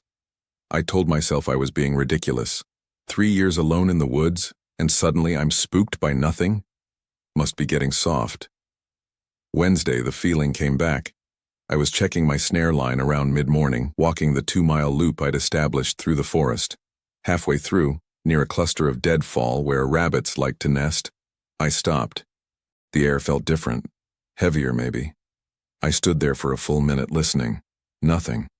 But when I turned to continue the trail, I saw it. About 50 yards ahead, partially obscured by a thick Douglas fir. A figure, standing completely still. My first thought was hiker. My second thought was that no hiker would be this far off any established trail. And my third thought, the one that made my stomach drop, was that the figure wasn't moving at all. Not shifting weight, not looking around. Just standing there facing me. I called out, "Hey, you lost?" No response. The figure didn't move. I walked closer, slowly. As I got within 30 yards, I could make out more details. It was a man, or what looked like a man. Tall, maybe 6'2", wearing what appeared to be dark clothing, though the shadows made it hard to tell. His face was pale, very pale, almost gray in the filtered forest light. "You need help?" I called again. Still nothing. He just stood there staring at me. I stopped walking. Something in my gut told me not to get any closer. We stood like that for what felt like a full minute, though it was probably only 10 or 15 seconds. Then, without any transition, no turning, no stepping, he was just gone. Not behind the tree, just gone. I stood there, heart pounding. I walked to where he'd been standing. No footprints in the pine needles, no disturbed vegetation, nothing. I finished checking my snares quickly after that, caught nothing, and headed back to the RV. I spent the rest of the day trying to convince myself I'd imagined it, or that it had been a trick of the light and shadow. By evening, I'd almost succeeded. Thursday morning, I found the first handprint. It was on the driver's side window of my truck, which I kept parked next to the RV. A perfect handprint, palm and 5 fingers, pressed against the glass. The strange thing was, it was on the outside of the window, but it looked like it had been made from the inside. The fingers were pointing out, palm pressed outward, as if someone had been trapped in the cab and pressed their hand against the glass trying to get out. I stood there for a long time staring at it. The morning was cold. I could see my breath, but I was sweating. I checked the truck doors, locked, just as I'd left them. I checked the RV, also locked. No signs of forced entry anywhere. I grabbed a rag and wiped the handprint away. It smeared easily like condensation. But it was cold out. There shouldn't have been condensation. And even if there had been, why would it form in the shape of a perfect handprint? From the inside? I went through my routine that day on autopilot. The feeling of being watched was constant now, a low-grade anxiety that sat in my chest like a stone. I found myself checking over my shoulder every few minutes. The forest seemed darker somehow, even though the sun came out for the first time in days. That night I heard the knocking. 3 knocks, slow and deliberate, on the side of the RV. It was around 2 in the morning. I was in bed but not asleep. Hadn't been able to sleep properly since Tuesday. Knock, knock, knock. I sat up, grabbed the flashlight I kept next to my bed, and the .45 I kept under my pillow. My heart was hammering. I waited. Nothing. I got up slowly, moved to the window near where the knocking had come from, and pulled back the thin curtain. The flashlight beam cut through the darkness outside, illuminating pine trees and shadows. Nothing else. I went to the door, unlocked it, and stepped out onto the small metal steps attached to the RV. The night was dead silent. No wind, no animal sounds. The temperature had dropped. I could see frost forming on the grass at the edge of my clearing. "Who's there?" My voice sounded small in the darkness. No answer. I walked around the entire RV, flashlight and gun ready. Nothing. No footprints in the frost. No signs of anyone. But when I came back around to the door, I saw them. Scratches. 4 long scratches in the metal siding, right where the knocking had come from. They weren't deep, but they were fresh. I could see the bright metal underneath where the paint had been scraped away. I went back inside, locked the door, and didn't sleep the rest of the night. Friday, I drove into Bonner's Ferry. I needed to get out of the woods, be around people, remind myself that the world was normal. I stopped at the general store, bought supplies I didn't really need, and ended up sitting in my truck in the parking lot for 2 hours watching people come and go. A mom with 2 kids, an old man buying lottery tickets, a teenage kid on his phone, normal people doing normal things. I thought about not going back. I could rent a motel room, sleep in a real bed, take a hot shower, but I wasn't ready to admit I was being driven out. Not yet. I got back to my property around 4 in the afternoon. The sun was already starting to sink. Days got short this time of year. I parked the truck, grabbed my supplies, and carried them into the RV. That's when I noticed my chairs were moved. I kept 2 folding camp chairs on the small porch area I'd built in front of the RV. I always positioned them facing each other at an angle so I could prop my feet up on one while sitting in the other. Now they were side by side, both facing the woods. I set down the groceries and stared at them. The hairs on my arms stood up. Someone had been here. While I was gone, someone had walked onto my property and moved my chairs. I did a full inspection. The RV door was still locked. I'd locked it before leaving. No broken windows. Nothing inside was disturbed. My garden patch was untouched. The truck had been locked too, nothing taken, just the chairs, moved, positioned as if two people had sat there, watching the trees. That night, I saw him clearly for the first time. I was inside the RV, all the curtains drawn, sitting at the small dinette table with my .45 within reach. Around 10 p.m., I heard footsteps outside. Not trying to be quiet, just slow, deliberate footsteps circling the RV. I grabbed my gun and flashlight, went to the window, and pulled back the curtain. He was standing 15 feet away at the edge of the clearing, the man I'd seen in the woods, but now, in the beam of my flashlight, I could see his face clearly. It was wrong. That's the only way I can describe it. The features were all there. Eyes, nose, mouth, everything in the right place. But they didn't look like they'd grown naturally. They looked arranged, like someone had been told what a human face should look like and had assembled one from memory, getting all the pieces right but missing something essential. His eyes didn't blink. His mouth was closed but not quite right, lips pressed together in a way that looked uncomfortable.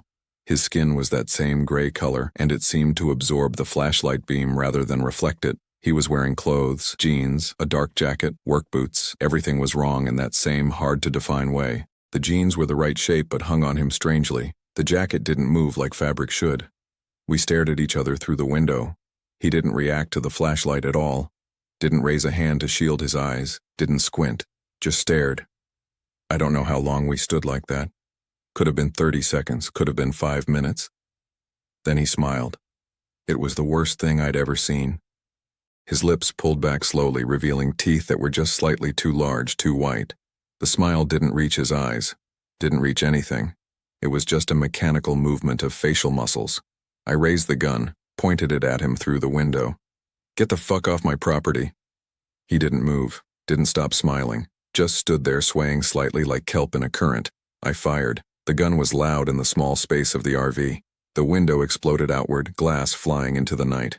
I'd aimed directly at his chest center mass, no way to miss at 15 feet. He staggered backward, that smile still on his face, and then he turned and walked into the trees. Not ran, walked, casual, unhurried, like he'd just remembered he had somewhere to be. I stood there, gun still raised, breathing hard. Smoke from the gunshot hung in the air. My ears were ringing. I grabbed my heavy-duty flashlight, the one that could light up half the clearing, and went outside. I had to know. Had to see if I'd hit him. There was no blood. I searched the area where he'd been standing, found nothing. Scanned the tree line with the flashlight. No sign of him. But then I noticed the footprints. They led from where he'd been standing into the forest, clear impressions in the dirt and pine needles. I followed them with the flashlight beam. They went about 20 feet and then just stopped. Not at a tree he could have climbed, not at a rocky patch where tracks might not show. They just ended mid-stride like he'd vanished mid-step. I went back inside, boarded up the broken window with a piece of plywood I kept for repairs, and sat at the table with every light in the RV turned on. Saturday, I didn't leave the RV. I watched the tree line from the windows, gun in hand, waiting. He didn't show up during the day, but I knew he'd be back at night. I was right. Around midnight, the footsteps started again, circling the RV, slow and methodical. I sat at the table, tracking the sound, around and around. After about 15 minutes, they stopped at the door. 3 knocks, slow and deliberate. "Go away," I shouted. 3 more knocks, then a voice. It was the first time I'd heard it speak. "Dean." My name, said in a voice that sounded almost human but not quite. Too flat, no inflection, like a recording of someone saying my name, played back at slightly the wrong speed. "Dean, let me in." "Fuck you." Silence. Then, "It's cold out here, Dean." The thing was, it wasn't particularly cold. Maybe 45 degrees, cool, but not cold. "I know you're lonely, Dean. I can keep you company." My hands were shaking. "I'm calling the cops," a sound that might have been laughter. Dry like wind through dead leaves. "There's no signal here, Dean. You know that. You chose this place because there's no signal. No one to bother you. No one to hear you." It was right. My phone was sitting on the counter, useless, had been for 3 years. "What do you want?" I asked. Long pause. Then, "To come inside. It's warm in there. I miss being warm. You're not getting in." I could break the door down. These old RVs, the locks aren't very strong, but I'm being polite. I'm knocking. I'm asking. Doesn't that mean something? I didn't answer. "Tomorrow night, Dean. Tomorrow night I won't knock." The footsteps resumed, circling again, then faded into the distance. Sunday, I prepared. I spent the day reinforcing the RV. I nailed plywood over the windows I'd already boarded up, used metal brackets to reinforce the door, checked every possible entry point. I loaded both magazines for my .45, found my old hunting rifle in the storage compartment under the RV, loaded that too.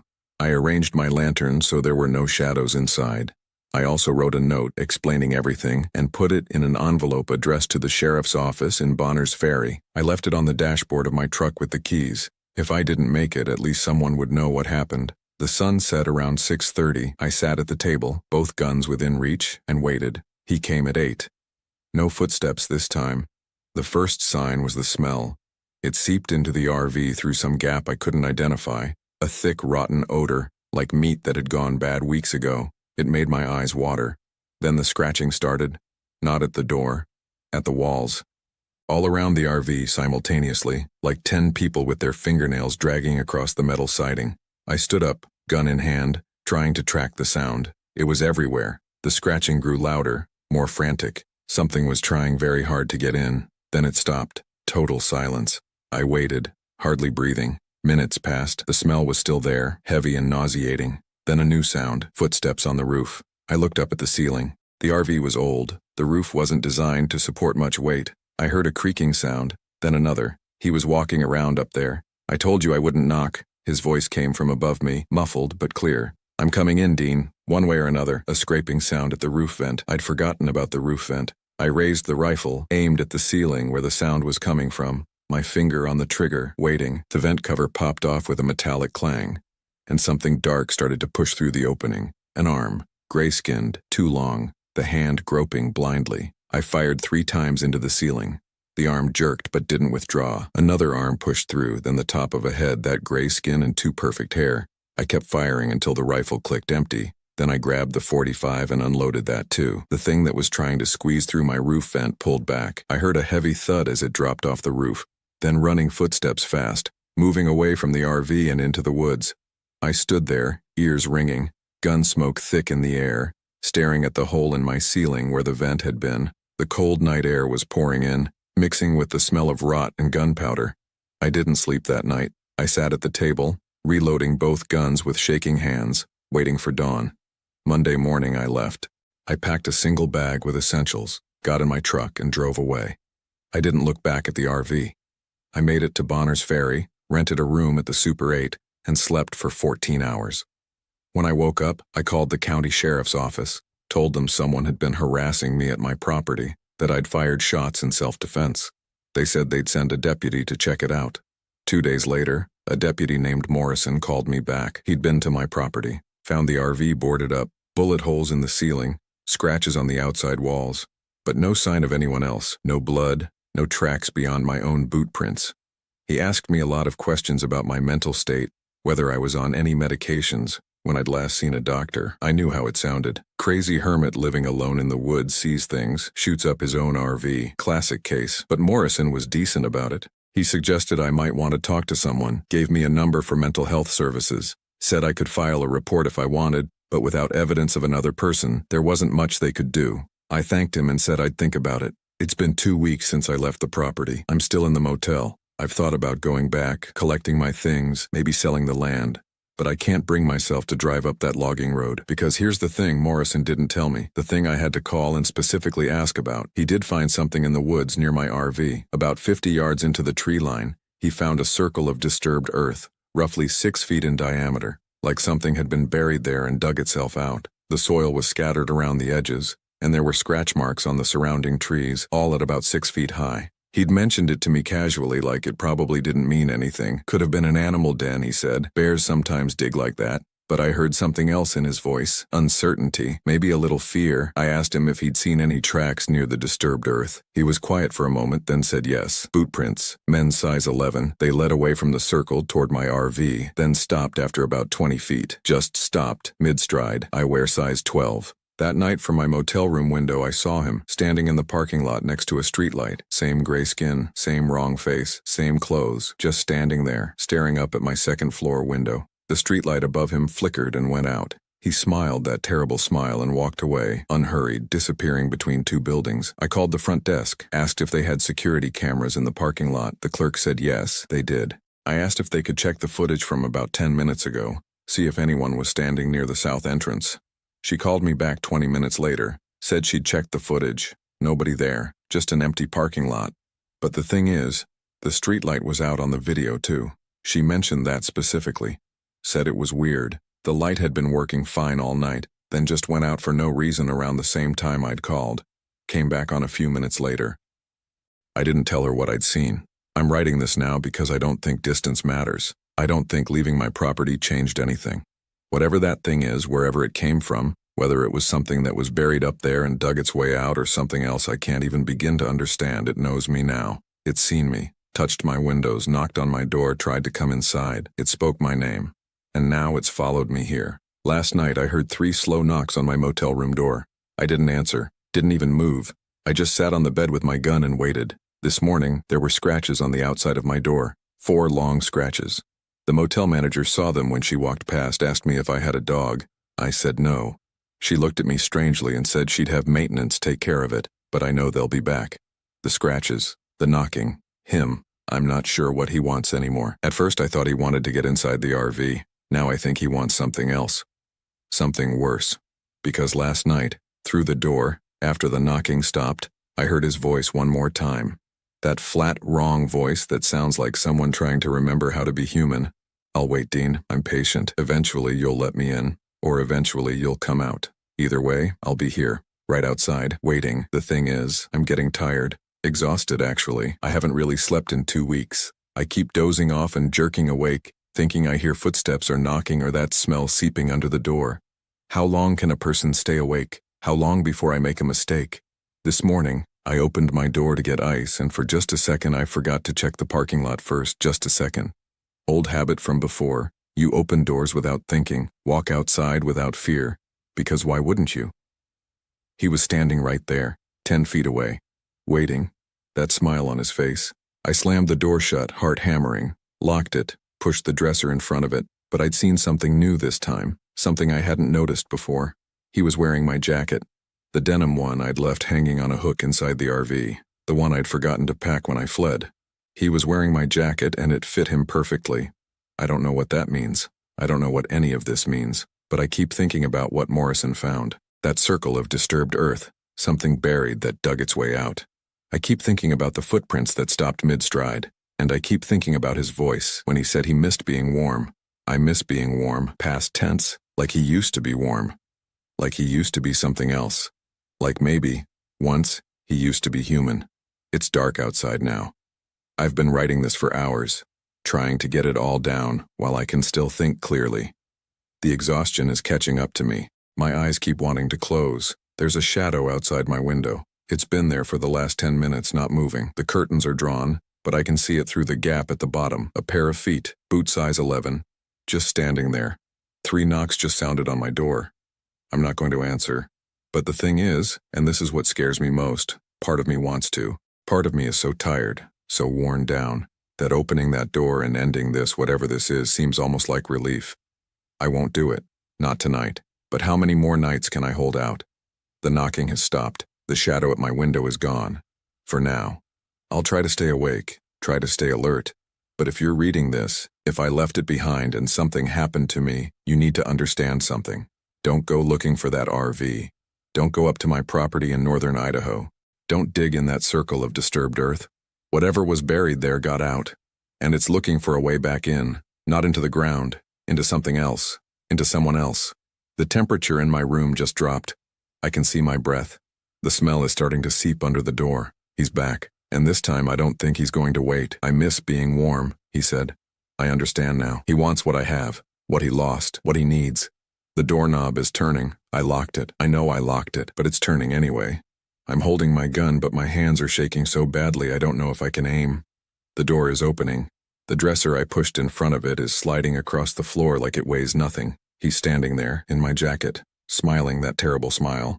"Hello, Dean," he says, and then he steps inside, and the door closes behind him. Story 4. My name is Amanda Cole, and I need to tell someone what happened at Red Desert RV Park in Wyoming last March.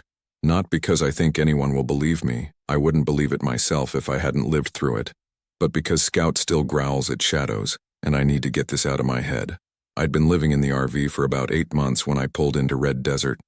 After my divorce, I sold the house in Denver and bought a 26-foot Winnebago. The plan was simple: travel, work remotely as a medical transcriptionist, and figure out what the hell I wanted to do with the rest of my life at 38 years old. Scout, my 4-year-old Australian Shepherd mix, was the only constant I kept from my old life. She'd been Brian's dog originally, but she chose me during the split. Dogs know things. Red Desert RV Park wasn't really a park.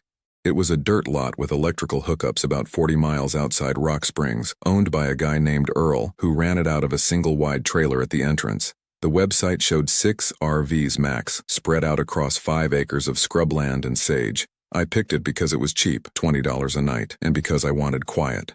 I'd spent the previous 2 weeks at a KOA near Cheyenne, and the families and screaming kids had worn me down. Earl was maybe 70, with sun-damaged skin and hands that shook when he took my cash. He didn't ask for ID or a credit card, just counted the bills twice and gave me a handwritten receipt. "Site 4 is open," he said, pointing past his trailer. "Just follow the road around, you'll see the post." "How many others are here?" I asked. 2 right now, couple in a 5th wheel on Site 1, single guy in a Class C on Site 6. They keep to themselves. You should too. I didn't mind that advice.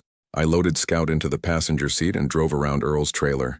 The road was barely a road, 2 tire tracks through dirt and dead grass. Site 4 was about a quarter mile in, marked by a weathered post with a faded number 4 painted on it. There was an electrical box and nothing else. No picnic table, no fire ring, just empty land stretching out in every direction. I parked the RV, leveled it, and plugged into the electrical. Scout jumped out and immediately started sniffing around, but she stayed close. She always did in new places. The first night was fine. I made pasta, watched something on Netflix, and went to bed around 11. Scout slept on the floor next to me like always. I woke up once around 3 because she was whining, but when I checked, she was just staring at the door. I figured she needed to pee, so I let her out, watched her do her business under the RV lights, and we both went back to sleep. The second night was when it started. I was editing a surgical report around 9 when Scout started growling. Not her usual growl when she heard something outside. This was different, lower, continuous. She was standing in the narrow hallway between the bedroom and the bathroom, staring at the back wall. "What is it, girl?" I asked. She didn't look at me, just kept growling, her body rigid. I got up and checked the bedroom. Nothing. The curtains were drawn. The windows were locked. I opened the small closet in case a mouse had gotten in. Empty. Scout's growl got deeper. "Scout, enough," I said. I walked over and put my hand on her head. She flinched but didn't stop growling. Her eyes never left the wall. I followed her gaze. The back wall was just the bedroom wall, cheap paneling with a mirror hanging on it. I could see my reflection. I could see Scout's reflection. That's when I noticed it. The shadow. Not mine. Not Scout's. There was a third shadow on the wall just to the left of the mirror. It was faint, almost like a trick of the light, but it was there, shaped like a person, standing. I spun around. Nothing. The hallway was empty. When I looked back at the wall, the shadow was gone. Scout stopped growling. I checked every light in the RV. The overhead light in the kitchen, the reading lamp by the couch, the small LED strip under the cabinets. I turned them on and off, trying to recreate the shadow. Nothing matched. "You just freaked yourself out," I muttered. "And you freaked me out too." Scout tilted her head at me, then trotted to the couch and lay down. I sat next to her and scratched behind her ears until my hands stopped shaking. The next morning I almost left. I thought about packing up and driving to Rock Springs, finding a regular RV park with other people around, but that felt stupid. I'd paid Earl for 5 nights, and I didn't want to waste the money. Plus, I'd been in the RV for 8 months. I'd stayed in Walmart parking lots and rest stops in the middle of nowhere. I wasn't some fragile person who got scared of shadows, so I stayed. That afternoon, I walked over to Site 6 to meet the single guy Earl mentioned. I'm not normally social, but after the night before, I wanted to confirm there were actual people nearby. His Class C was older, maybe early 2000s, with rust spots along the bottom and a cracked windshield. I knocked on the door. No answer. I knocked again. "Hello? Just wanted to introduce myself. I'm Amanda, on Site 4. The door opened. The guy was maybe 50, with a gray beard and a baseball cap. He looked annoyed. "Yeah? Sorry to bother you. I just moved in yesterday and wanted to say hi." "Hi." He started to close the door. "Have you been here long?" He paused. 2 weeks. "Have you noticed anything weird?" His expression changed, not annoyed anymore, something else. Wary. "Weird how?" "Just weird. I don't know." He stared at me for a long moment, then stepped out and closed the door behind him. He glanced around the empty desert like he was checking if anyone else was listening. "You got a dog, right?" he asked. "Yeah, Australian Shepherd. Her name's Scout. She'd been acting strange. My stomach dropped. Why? He shook his head. Look, I don't know you, and I'm not trying to scare you. But if your dog starts acting strange, you should leave. What does that mean? It means leave. Pack up and go. Can you just tell me? I'm not talking about it. He opened his door and went back inside. The lock clicked. I stood there for a minute staring at his RV, then walked back to mine. Scout was waiting at the door, tail wagging. She seemed fine. Normal. That night, I kept all the lights on. I sat on the couch with my laptop, pretending to work, but mostly just listening. Scout lay on the floor, calm and quiet. Around midnight, I finally turned off the lights and went to bed. I woke up at 2:47 a.m. because Scout was growling again. She was standing in the hallway, same spot as before, staring at the back wall. I grabbed my phone and turned on the flashlight. The beam cut through the darkness, illuminating the hallway, the bedroom, the mirror on the wall, and the shadow. It was clearer this time. Definitely shaped like a person, tall, thin, standing next to the mirror. But there was no light source to create it. My flashlight was pointing right at it and the shadow didn't move. Scout's growl turned into a snarl. "Who's there?" I said, my voice cracking. The shadow didn't move. It just stood there, dark and still. I walked toward it, phone raised, heart slamming against my ribs. Scout barked once, sharp and loud, but didn't follow me. I reached the wall and put my hand on it. The shadow was right next to my hand. I moved my hand. The shadow didn't move. I turned off the flashlight. The shadow was still there, darker than the surrounding darkness. I turned the flashlight back on. Still there. "What the fuck?" I whispered. Scout barked again, and I heard something else. A sound from outside. Footsteps. Slow, deliberate, circling the RV. I ran to the window and pulled back the curtain. Nothing. Just empty desert under a half moon. But the footsteps continued, crunching on gravel, moving from the back of the RV to the side. I grabbed Scout's collar and pulled her into the bedroom. I locked the flimsy door and sat on the bed.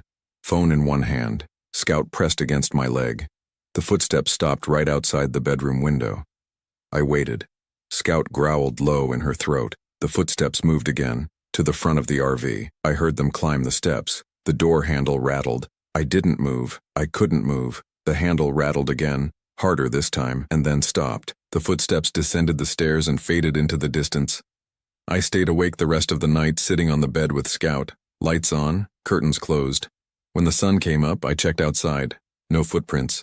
No sign that anyone had been there.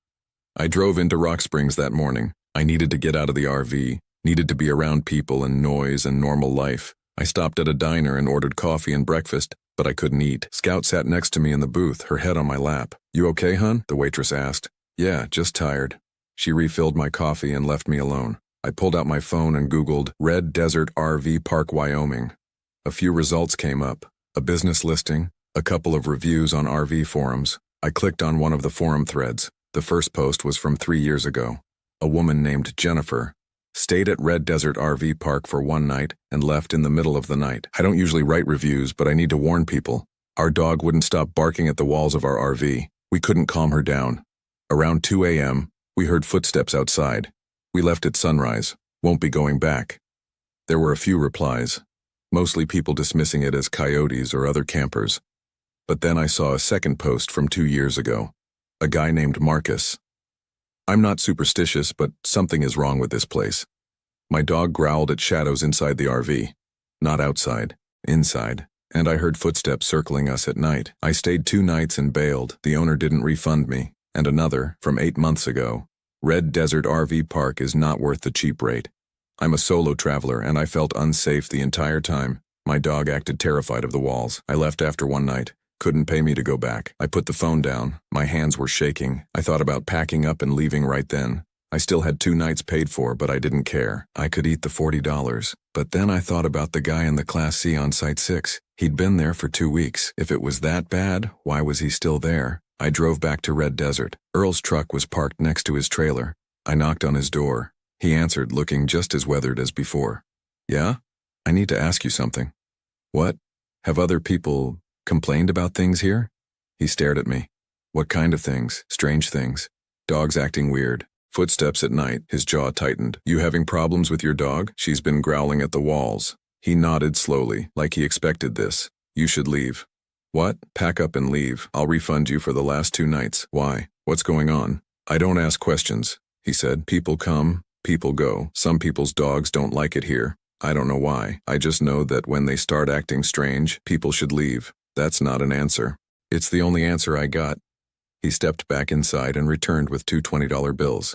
He held them out. Take it. Go. I took the money. What about the guy on Site 6? Earl's face darkened. He don't have a dog. I walked back to my RV. The guy on Site 6 didn't have a dog. That's why he was still there. That's why he told me to leave if Scout started acting strange. I packed up my water hose and electrical cord. I was done. I didn't care what was happening or why. I just wanted to be gone. But when I started the engine, it wouldn't turn over. I tried again. Nothing. The battery was dead. I got out and checked the connections. Everything looked fine. I tried jumping it with my portable jumper pack. Still nothing. The RV was dead. It was almost 5 in the afternoon. The sun was starting to drop. I walked back to Earl's trailer, but his truck was gone. The lights were off. He'd left. I tried calling a tow service, but the only company that answered said they couldn't get a truck out until the next morning. I asked about a mobile mechanic. Same answer. I was stuck. I walked over to Site 6. The Class C was still there, but when I knocked, no one answered. I knocked again, harder.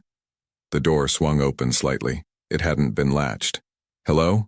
I called. No answer. I pushed the door open and stepped inside. The RV was empty. No personal belongings. No food in the fridge. No clothes in the closet. Just an empty shell. He'd left. I backed out and closed the door. The sun was lower now, casting long shadows across the desert. I ran back to my RV, locked the doors, and called the tow service again. I need someone tonight, I said. I'll pay extra. Ma'am, we don't have anyone available until tomorrow morning. Please, I need to get out of here tonight. The dispatcher paused. Is this an emergency? Yes. Are you in danger? I wanted to say yes. But what would I say? My dog growls at shadows. I hear footsteps. Never mind, I said, and hung up. Scout was sitting by the door staring at me. She whined. I know, girl, I said. I know. I locked every window. I closed every curtain. I turned on every light. I pulled out the small kitchen knife I kept for cooking and set it on the counter. I sat on the couch with Scout next to me and waited. The sun went down. The desert turned dark. I checked my phone. 7:32 p.m. Scout started growling at 9:15 p.m. She was staring at the back wall again. I grabbed my phone and turned on the flashlight. The shadow was there. Same spot. Same shape. But this time it was darker, more defined. And it was closer to the hallway. Scout barked. I stood up and moved toward the bedroom, keeping my eyes on the shadow. It didn't move. I reached the hallway and shone my light directly at it. The shadow shifted. Not much, just a slight movement, like it was adjusting its stance. Scout's barks turned into frantic, desperate sounds. I backed into the bedroom and slammed the door. I shoved the small dresser in front of it and sat on the bed, phone in hand, knife next to me. The footsteps started at 10:03 p.m. They circled the RV slowly, deliberately. I could hear every step, every crunch of gravel. Scout was pressed against me, shaking. The footsteps stopped at the door. The handle rattled. I held my breath, and then I heard it. A voice. Amanda. It was my voice. My exact voice, coming from outside. Amanda, let me in. Scout whimpered. Amanda, it's cold out here. I didn't move. I couldn't move. The voice was perfect. The inflection, the tone. It was me. Amanda, please. The door handle rattled again, harder this time. I heard the sound of the lock straining. And then it stopped. The footsteps moved to the bedroom window. I could hear them right outside, inches away from me, separated only by thin metal and glass. Amanda. I closed my eyes. Scout was shaking so hard I thought she might collapse. The footsteps moved away, back to the front of the RV, up the steps again. The door handle rattled one more time, and then I heard it. The sound of the lock clicking open. The door opened. I heard footsteps inside the RV, slow, deliberate, moving through the kitchen, past the couch, down the hallway, stopping at the bedroom door. The handle turned, the door pushed against the dresser. Once, twice, and then it stopped. I waited. Scout waited. And then I heard my voice again, closer now, right on the other side of the door. Amanda, I'm you. Let me in. I didn't respond. I didn't move. I'm you, the voice repeated. I'm you. The door pushed against the dresser again. Harder. The dresser scraped across the floor. I jumped up and shoved it back, putting all my weight against it. Amanda, go away, I whispered. I can't. I'm you. The pushing stopped. The footsteps moved away from the door. I heard them walk back down the hallway. Back through the kitchen, back to the front door, and then they stopped. I waited. Minutes passed. Maybe an hour. Scout's shaking gradually slowed. I could hear her breathing, deep and ragged. I moved the dresser and cracked the bedroom door open. The hallway was empty. I walked slowly toward the front of the RV, knife in hand. The front door was closed. Locked. I checked the windows. All locked. I checked the bathroom. Empty. I checked under the couch and inside the storage compartments. Nothing. The RV was empty, but when I looked at the back wall, the shadow was still there. Darker than before. More solid. And it was standing in a different spot. Closer to the hallway. Closer to the bedroom. Scout growled. I backed away from it, keeping my eyes on it, and returned to the bedroom. I shoved the dresser back in front of the door and sat on the bed. I didn't sleep that night. I sat on the bed, knife in hand. Scout pressed against me and waited for the sun. It rose at 6:47 a.m. I waited until full daylight, until I could see clearly through the curtains, before I moved the dresser and opened the door. The RV was empty. The shadow was gone. I checked every corner, every wall. Nothing. I let Scout out. She ran around the RV, sniffing and marking, acting like her normal self. I stood outside, breathing in the cold morning air, and tried to convince myself I'd imagined it. The tow truck arrived at 9:30 a.m. A guy named Rick, mid-40s, wearing a stained Carhartt jacket. He looked at the engine, checked the battery, and shook his head. Battery's fine. Alternator's fine. I don't know why it wouldn't start. Can you try it? He climbed into the driver's seat and turned the key. The engine started immediately. Rick looked at me through the windshield. See? Works fine. I stared at him. It wouldn't start yesterday. Well, it's starting now. Maybe you didn't turn the key all the way. I know how to start my RV. He shrugged. I'm just telling you what I see. Engine's fine. Battery's fine. You don't need a tow. He drove off, leaving me standing in the dirt. Scout was sitting next to me, tail wagging, ready to go. I got in the RV and started packing. I didn't care if the engine worked now. I didn't care about the refund. I just wanted to leave. As I was disconnecting the water hose, I saw movement at Site 6. The Class C was still there, but now there was someone inside. I could see a figure through the window. Tall, thin. I walked over and knocked on the door. No answer. I knocked again. Hello? The figure moved closer to the window. I could see its outline, but I couldn't make out any features. It pressed against the glass, and I saw its face. It was me, my face, my hair, my clothes, staring back at me. I stumbled backward and fell. Scout started barking. The figure in the window didn't move. I got up and ran back to my RV. I didn't look back. I started the engine, threw it into gear, and drove out of Red Desert RV Park as fast as the Winnebago could go. I didn't stop until I reached Rock Springs. I parked at a Walmart and sat in the driver's seat, shaking. Scout climbed into my lap and licked my face. That was 6 months ago. I left Wyoming the next day and haven't been back. I've stayed in RV parks all over the country since then: Colorado, Montana, Idaho, Oregon. Scout's been fine in most places. Normal, happy. But sometimes at night, she'll start growling at the walls. Not every night, maybe once a week. She'll stand in the hallway staring at the back wall and growl. And when I look at the wall, I see it, the shadow. Faint, almost not there, but enough that I know it's real. I tried to tell myself I was imagining it, that it was stress or lack of sleep or some kind of psychological break, but Scout sees it too. Last week, I was parked at a campground outside Boise. Scout woke me up at 2:30 a.m., growling. I turned on the light and saw the shadow, same spot as always, same shape. And then I heard footsteps outside. They circled the RV, slow, deliberate. They stopped at the door. The handle rattled, and then I heard my voice. Amanda, let me in. I didn't answer. I sat on the bed with Scout and waited. Amanda, I'm you. I closed my eyes and tried not to cry. The footsteps moved away. The voice stopped. But the shadow stayed. It's still here, every night. A little closer than before, a little darker. I don't know what it wants. I don't know what it is. I just know that it's me, and it's getting closer. Scout's growling right now. I can see the shadow on the wall. It's standing at the edge of the hallway just a few feet away from where I'm sitting. I'm 34 years old, and I can hear footsteps from Portland. And I don't believe in ghosts or demons or any of that supernatural bullshit. At least I didn't until last September when I drove my RV down to Zion National Park in Utah. I'd been planning the trip for months. My marriage had ended in February. Nothing dramatic, just two people who'd grown into strangers sharing a mortgage, and by summer, I was ready to get out of the city. I bought a used Winnebago off Craigslist, spent 3 weeks learning how to drive the damn thing without sideswiping every car on the freeway, and finally hit the road on September 12th. The drive took 2 days. I remember stopping at a truck stop in Idaho where a waitress asked if I was heading to Zion for the hiking. I told her I was, and she got this look on her face. Not quite a frown, but something close.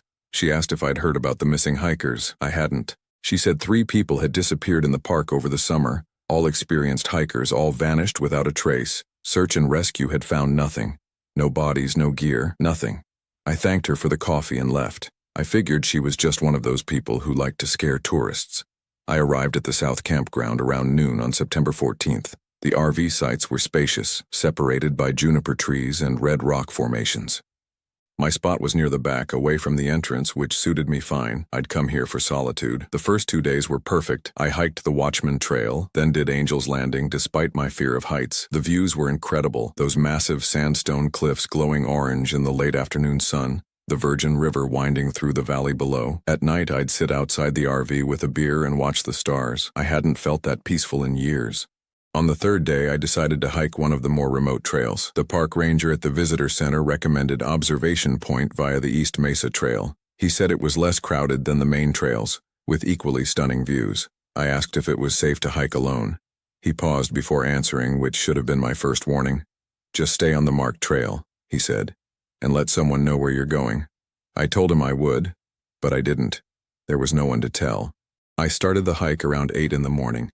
The trailhead was about a 40-minute drive from the campground, up a winding dirt road that made my RV groan and shudder. I parked in a small lot where 2 other vehicles were already parked, a Subaru and a pickup truck. The trail started out easy, cutting through ponderosa pines and scrub oak. The morning was cool, probably around 60 degrees, and the sunlight filtered through the trees in golden shafts. I had my phone with me, GPS app open, though the signal was spotty. I figured I'd be fine as long as I stayed on the trail. About 2 miles in, I heard someone calling for help.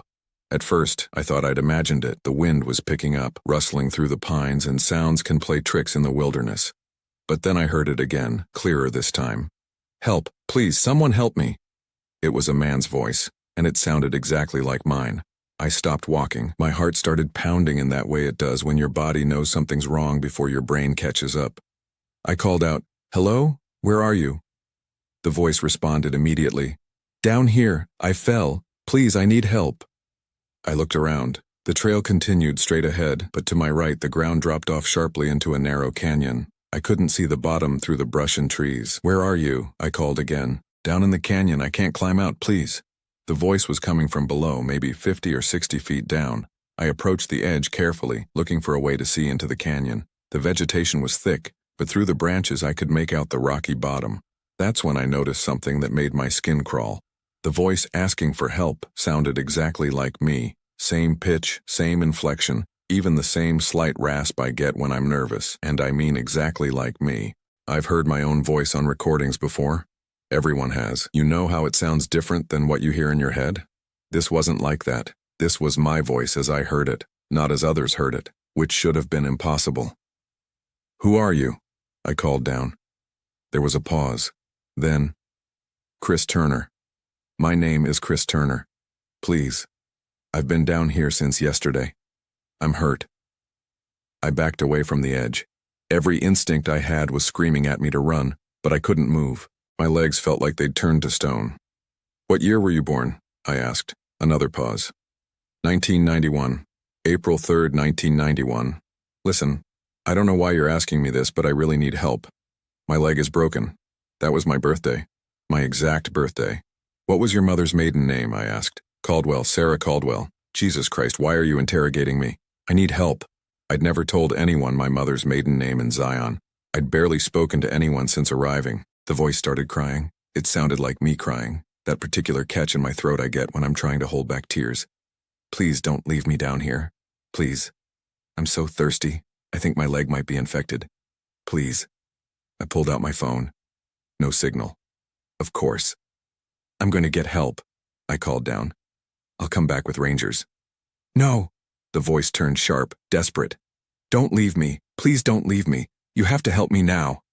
I started walking back toward the trailhead. Fast. Behind me, the voice kept calling, "Chris, Chris, don't leave me here, Chris." It followed me for maybe a quarter mile, echoing through the canyon. Then it stopped. The silence that followed was worse than the voice. I practically ran the rest of the way back to the parking lot. When I got there, both the Subaru and the pickup truck were gone. My RV was the only vehicle left. I drove straight back to the campground, my hands shaking on the wheel. I kept checking the rearview mirror, half expecting to see myself standing on the road behind me. Back at the campsite, I sat in the RV for a long time, trying to make sense of what had happened. Maybe it was an echo, some acoustic anomaly in the canyon that had bounced my own voice back to me.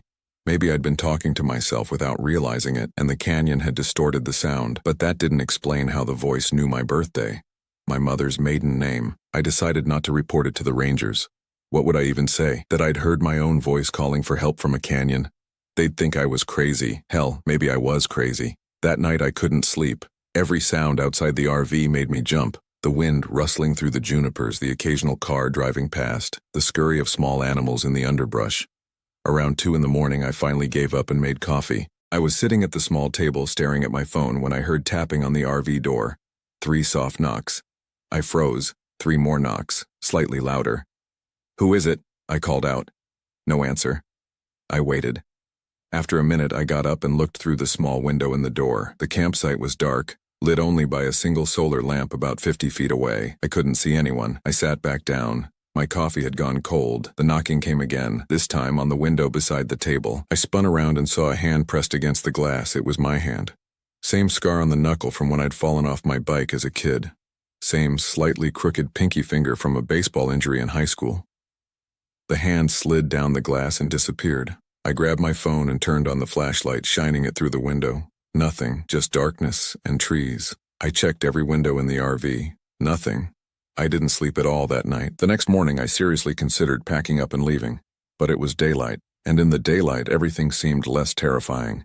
I convinced myself I'd been hallucinating from lack of sleep, stress from the divorce, too much time alone.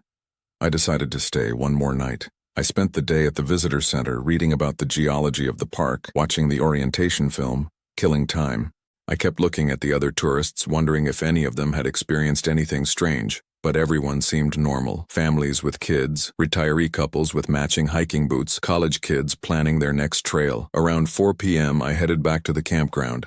I stopped at the camp store and bought firewood, thinking a campfire might help me feel less isolated. That's when I met David and Cheryl Morrison. They were in their late 50s, probably, camping 2 sites over from mine in a massive 5th-wheel trailer.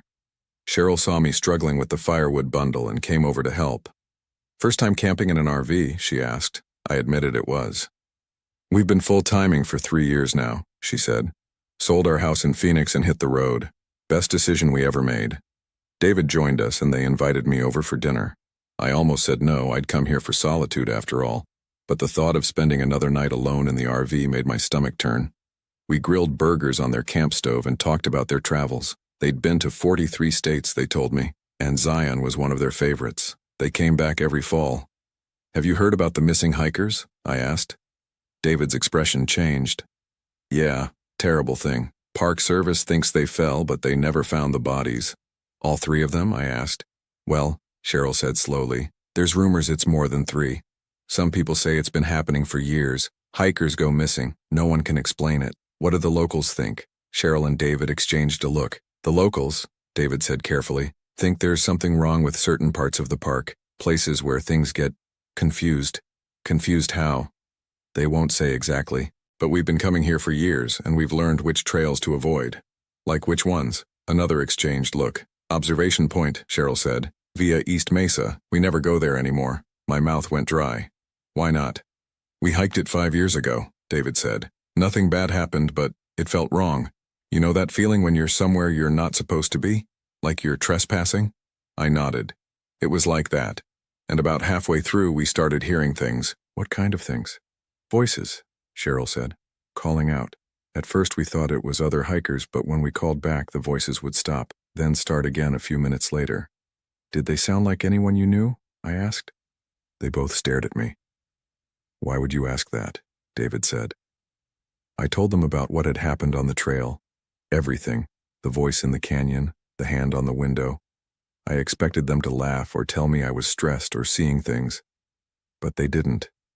"You need to leave," Cheryl said flatly, "tomorrow morning. First thing." "What did I hear?" I asked. "We don't know," David said.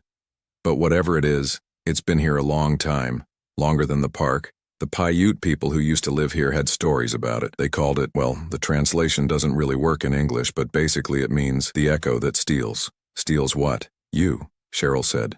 It steals you, your voice, your face, your memories, and then it uses those things to lure others. I felt cold despite the warm evening air. That's not possible. We know how it sounds, David said. But think about those missing hikers. What if they heard themselves calling for help? What if they went looking? And then what happened to them? Neither of them answered. I went back to my RV around 9 p.m. I promised I'd pack up and leave in the morning. I meant it. But around midnight I heard my phone buzz with a text message. I grabbed it off the nightstand. One new message from an unknown number. It was a photo of me, asleep in my bed. Taken from outside the RV window. The timestamp was from 2 minutes ago. I looked at the window. The curtain was drawn. But someone had been standing there watching me sleep 2 minutes ago. I didn't move. I didn't breathe. I just stared at that photo, my mind racing through possibilities. Someone playing a prank, a stalker who'd followed me from Portland, a hacker who'd accessed my phone camera. But the photo was taken from outside, from someone looking in. Another text came through.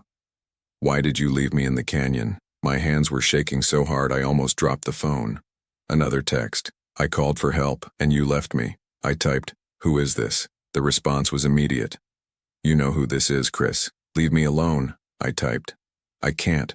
You left me in the canyon and now I can't leave. I'm stuck here. It's your fault. I turned on every light in the RV. I checked the door, locked. Windows all locked. I pulled the curtains closed on every window. My phone buzzed again. I see you. I threw the phone across the RV. It hit the wall and clattered to the floor. For about 5 minutes, nothing happened. I stood in the middle of the RV, breathing hard, listening to every sound. A dog barked somewhere in the campground. A car drove past on the main road. Then I heard it, scratching, on the roof of the RV. Slow, deliberate scratching like fingernails dragging across metal. It moved from the front of the RV toward the back, right above my head. Then it stopped. Silence. I waited. The scratching started again, this time underneath the RV, moving from back to front. Something was circling the RV. I grabbed my keys and ran for the driver's seat. I'd drive straight to the campground entrance, find a ranger, call the police, whatever.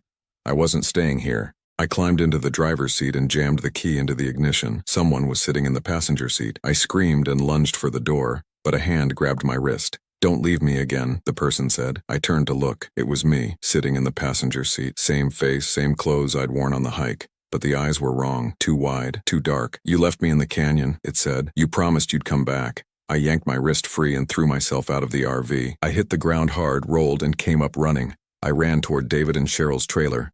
The campground was dark and quiet. No one else was awake. I pounded on their door. David, Cheryl, open up. No answer. I pounded harder. Please, open the door. The door opened. David stood there in pajamas, looking confused and worried. Chris? What's wrong? There's someone in my RV. I stopped. How could I explain it? Please, can I come in? He let me inside. Cheryl was awake now too, sitting up on their bed. I told them everything that had happened. The texts, the scratching, the thing in the passenger seat. Did you see its face clearly? Cheryl asked. Yes, it looked exactly like me. They exchanged another one of those looks. You're not going back to your RV tonight, David said. You'll sleep here. In the morning we'll all go look together. I slept on their couch. Or tried to. Mostly I just lay there, staring at the ceiling, listening to the sounds of the campground. Around 3 a.m. I heard tapping on David and Cheryl's window. 3 soft knocks.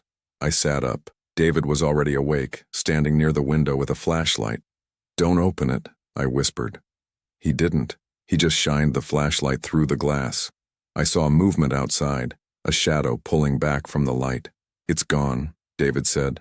But I knew it wasn't. It was just waiting. When dawn finally came, the 3 of us walked over to my RV. I made David go in first. The RV was empty. Nothing had been disturbed. My phone was still on the floor where I'd thrown it. I picked it up and checked the messages. They were gone. All of them. No record of any texts after 9 p.m. when I'd left David and Cheryl's place. I swear they were here, I said. I saw them. We believe you, Cheryl said. We checked the outside of the RV. No scratches on the roof. No signs that anyone had been underneath. Maybe you should talk to a ranger, David suggested. Tell them what happened. I knew how that would sound. I think I just need to leave. That's probably for the best, Cheryl said quietly. I packed up the RV in less than an hour. David and Cheryl helped me disconnect the water and electricity. As I was doing a final check, Cheryl pulled me aside. "Chris," she said, "I need to tell you something. What we said last night about the echo, it's not just a story. 7 years ago, we had a daughter. She was 23. She came to Zion with her boyfriend for a hiking trip." My stomach dropped. "She was one of the missing hikers, wasn't she?" Cheryl nodded. "They found her boyfriend 3 days later. He was alive, but he wasn't right. He kept saying Laura had called for help, that she was stuck in a canyon. He'd gone looking for her and gotten lost. When they found him, he was trying to climb down into a ravine. He said he could hear her calling." "Did they ever find Laura?" "No." Cheryl's eyes were wet. "But 6 months later, another hiker went missing in the same area. They found him a week later. Same story. Said he'd heard someone calling for help. Said it sounded like his own voice." "Jesus Christ." "Whatever this thing is," Cheryl said, "it learns. It takes something from the people who hear it, a voice, a face, and then it uses that to lure others. We think Laura is still out there somewhere, not alive, but not gone either. Part of this thing now." I didn't know what to say. "So, you need to leave," Cheryl continued, "and you need to not come back, because now it has your voice too, and it's going to use it." I left Zion that morning. I drove straight through to Colorado, didn't stop except for gas. I checked into a hotel in Denver and slept for 14 hours. When I woke up, I had 3 missed calls from an unknown number. No voicemails. That was 6 weeks ago. I'm back in Portland now. I sold the RV. I've been trying to move on, trying to convince myself it was some kind of stress-induced hallucination or sleep deprivation or carbon monoxide poisoning from the RV. But last week I got a call from the Park Service in Zion. A hiker had gone missing. A woman named Jennifer Rawlings, 31 years old, from Seattle. They'd found her car at the East Mesa trailhead. Search and rescue had been looking for 3 days with no luck. The ranger I spoke to said another hiker had reported hearing someone calling for help near Observation Point, a man's voice. They wanted to know if I'd seen or heard anything unusual during my visit. I told them no. What else could I say? Last night I was lying in bed when my phone lit up with a text from an unknown number. It was a photo. A woman I'd never seen before, Jennifer Rawlings I assumed, standing at a trailhead smiling at the camera. Below the photo, a message. "Why did you leave me in the canyon?" And then, "I called for help and you left me." The texts keep coming, every night now. Sometimes it's Jennifer's voice, sometimes it's mine. Sometimes I can't tell the difference. Yesterday, I was walking through Powell's Books downtown when I heard someone call my name. I turned around and saw myself standing by the sci-fi section. Same jacket I was wearing, same everything. When I blinked, it was gone. I know what's happening. The thing from Zion didn't just take my voice. It took some part of me, and now it's following me, learning me, becoming me. 2 nights ago, my neighbor knocked on my apartment door. She said she'd seen someone standing outside my window around 2 a.m. Someone who looked just like me. She'd assumed I'd locked myself out and was trying to get my attention, but when she called out, the person had walked away. I asked her which direction they'd gone. "Toward the park," she said. "Forest Park." Forest Park is 5,000 acres of old-growth forest in northwest Portland. 80 miles of trails. Hundreds of places for someone, or something, to hide. I haven't been sleeping. Every time I close my eyes, I hear my own voice calling for help. Sometimes I think about going to the police. But what would I tell them? That something followed me home from Utah? That there's a thing wearing my face, walking around Portland, learning how to be me? They'd put me in a psychiatric hold. So I'm writing this down instead. I'm putting it online. I'm telling anyone who'll listen, if you're planning a trip to Zion, stay away from Observation Point. Don't hike the East Mesa Trail. And if you hear someone calling for help in the canyon, don't go looking, because it's not a person down there. It's something else. Something that's been waiting in those canyons for a very long time. Something that steals you piece by piece, your voice, your face, your memories, and uses them to lure others. And once it has you, it doesn't let go. I'm leaving Portland tonight. I don't know where I'm going yet. Somewhere far from here. Somewhere without forests or canyons or places for things to hide. But I'm starting to think it doesn't matter where I go. Because yesterday morning I woke up and found a note on my kitchen counter, written in my handwriting. It said, "Why did you leave me in the canyon? I live alone." The door was locked. No one else has a key. I'm starting to think the thing isn't just following me. I'm starting to think it's already here inside and I don't know how to get it out.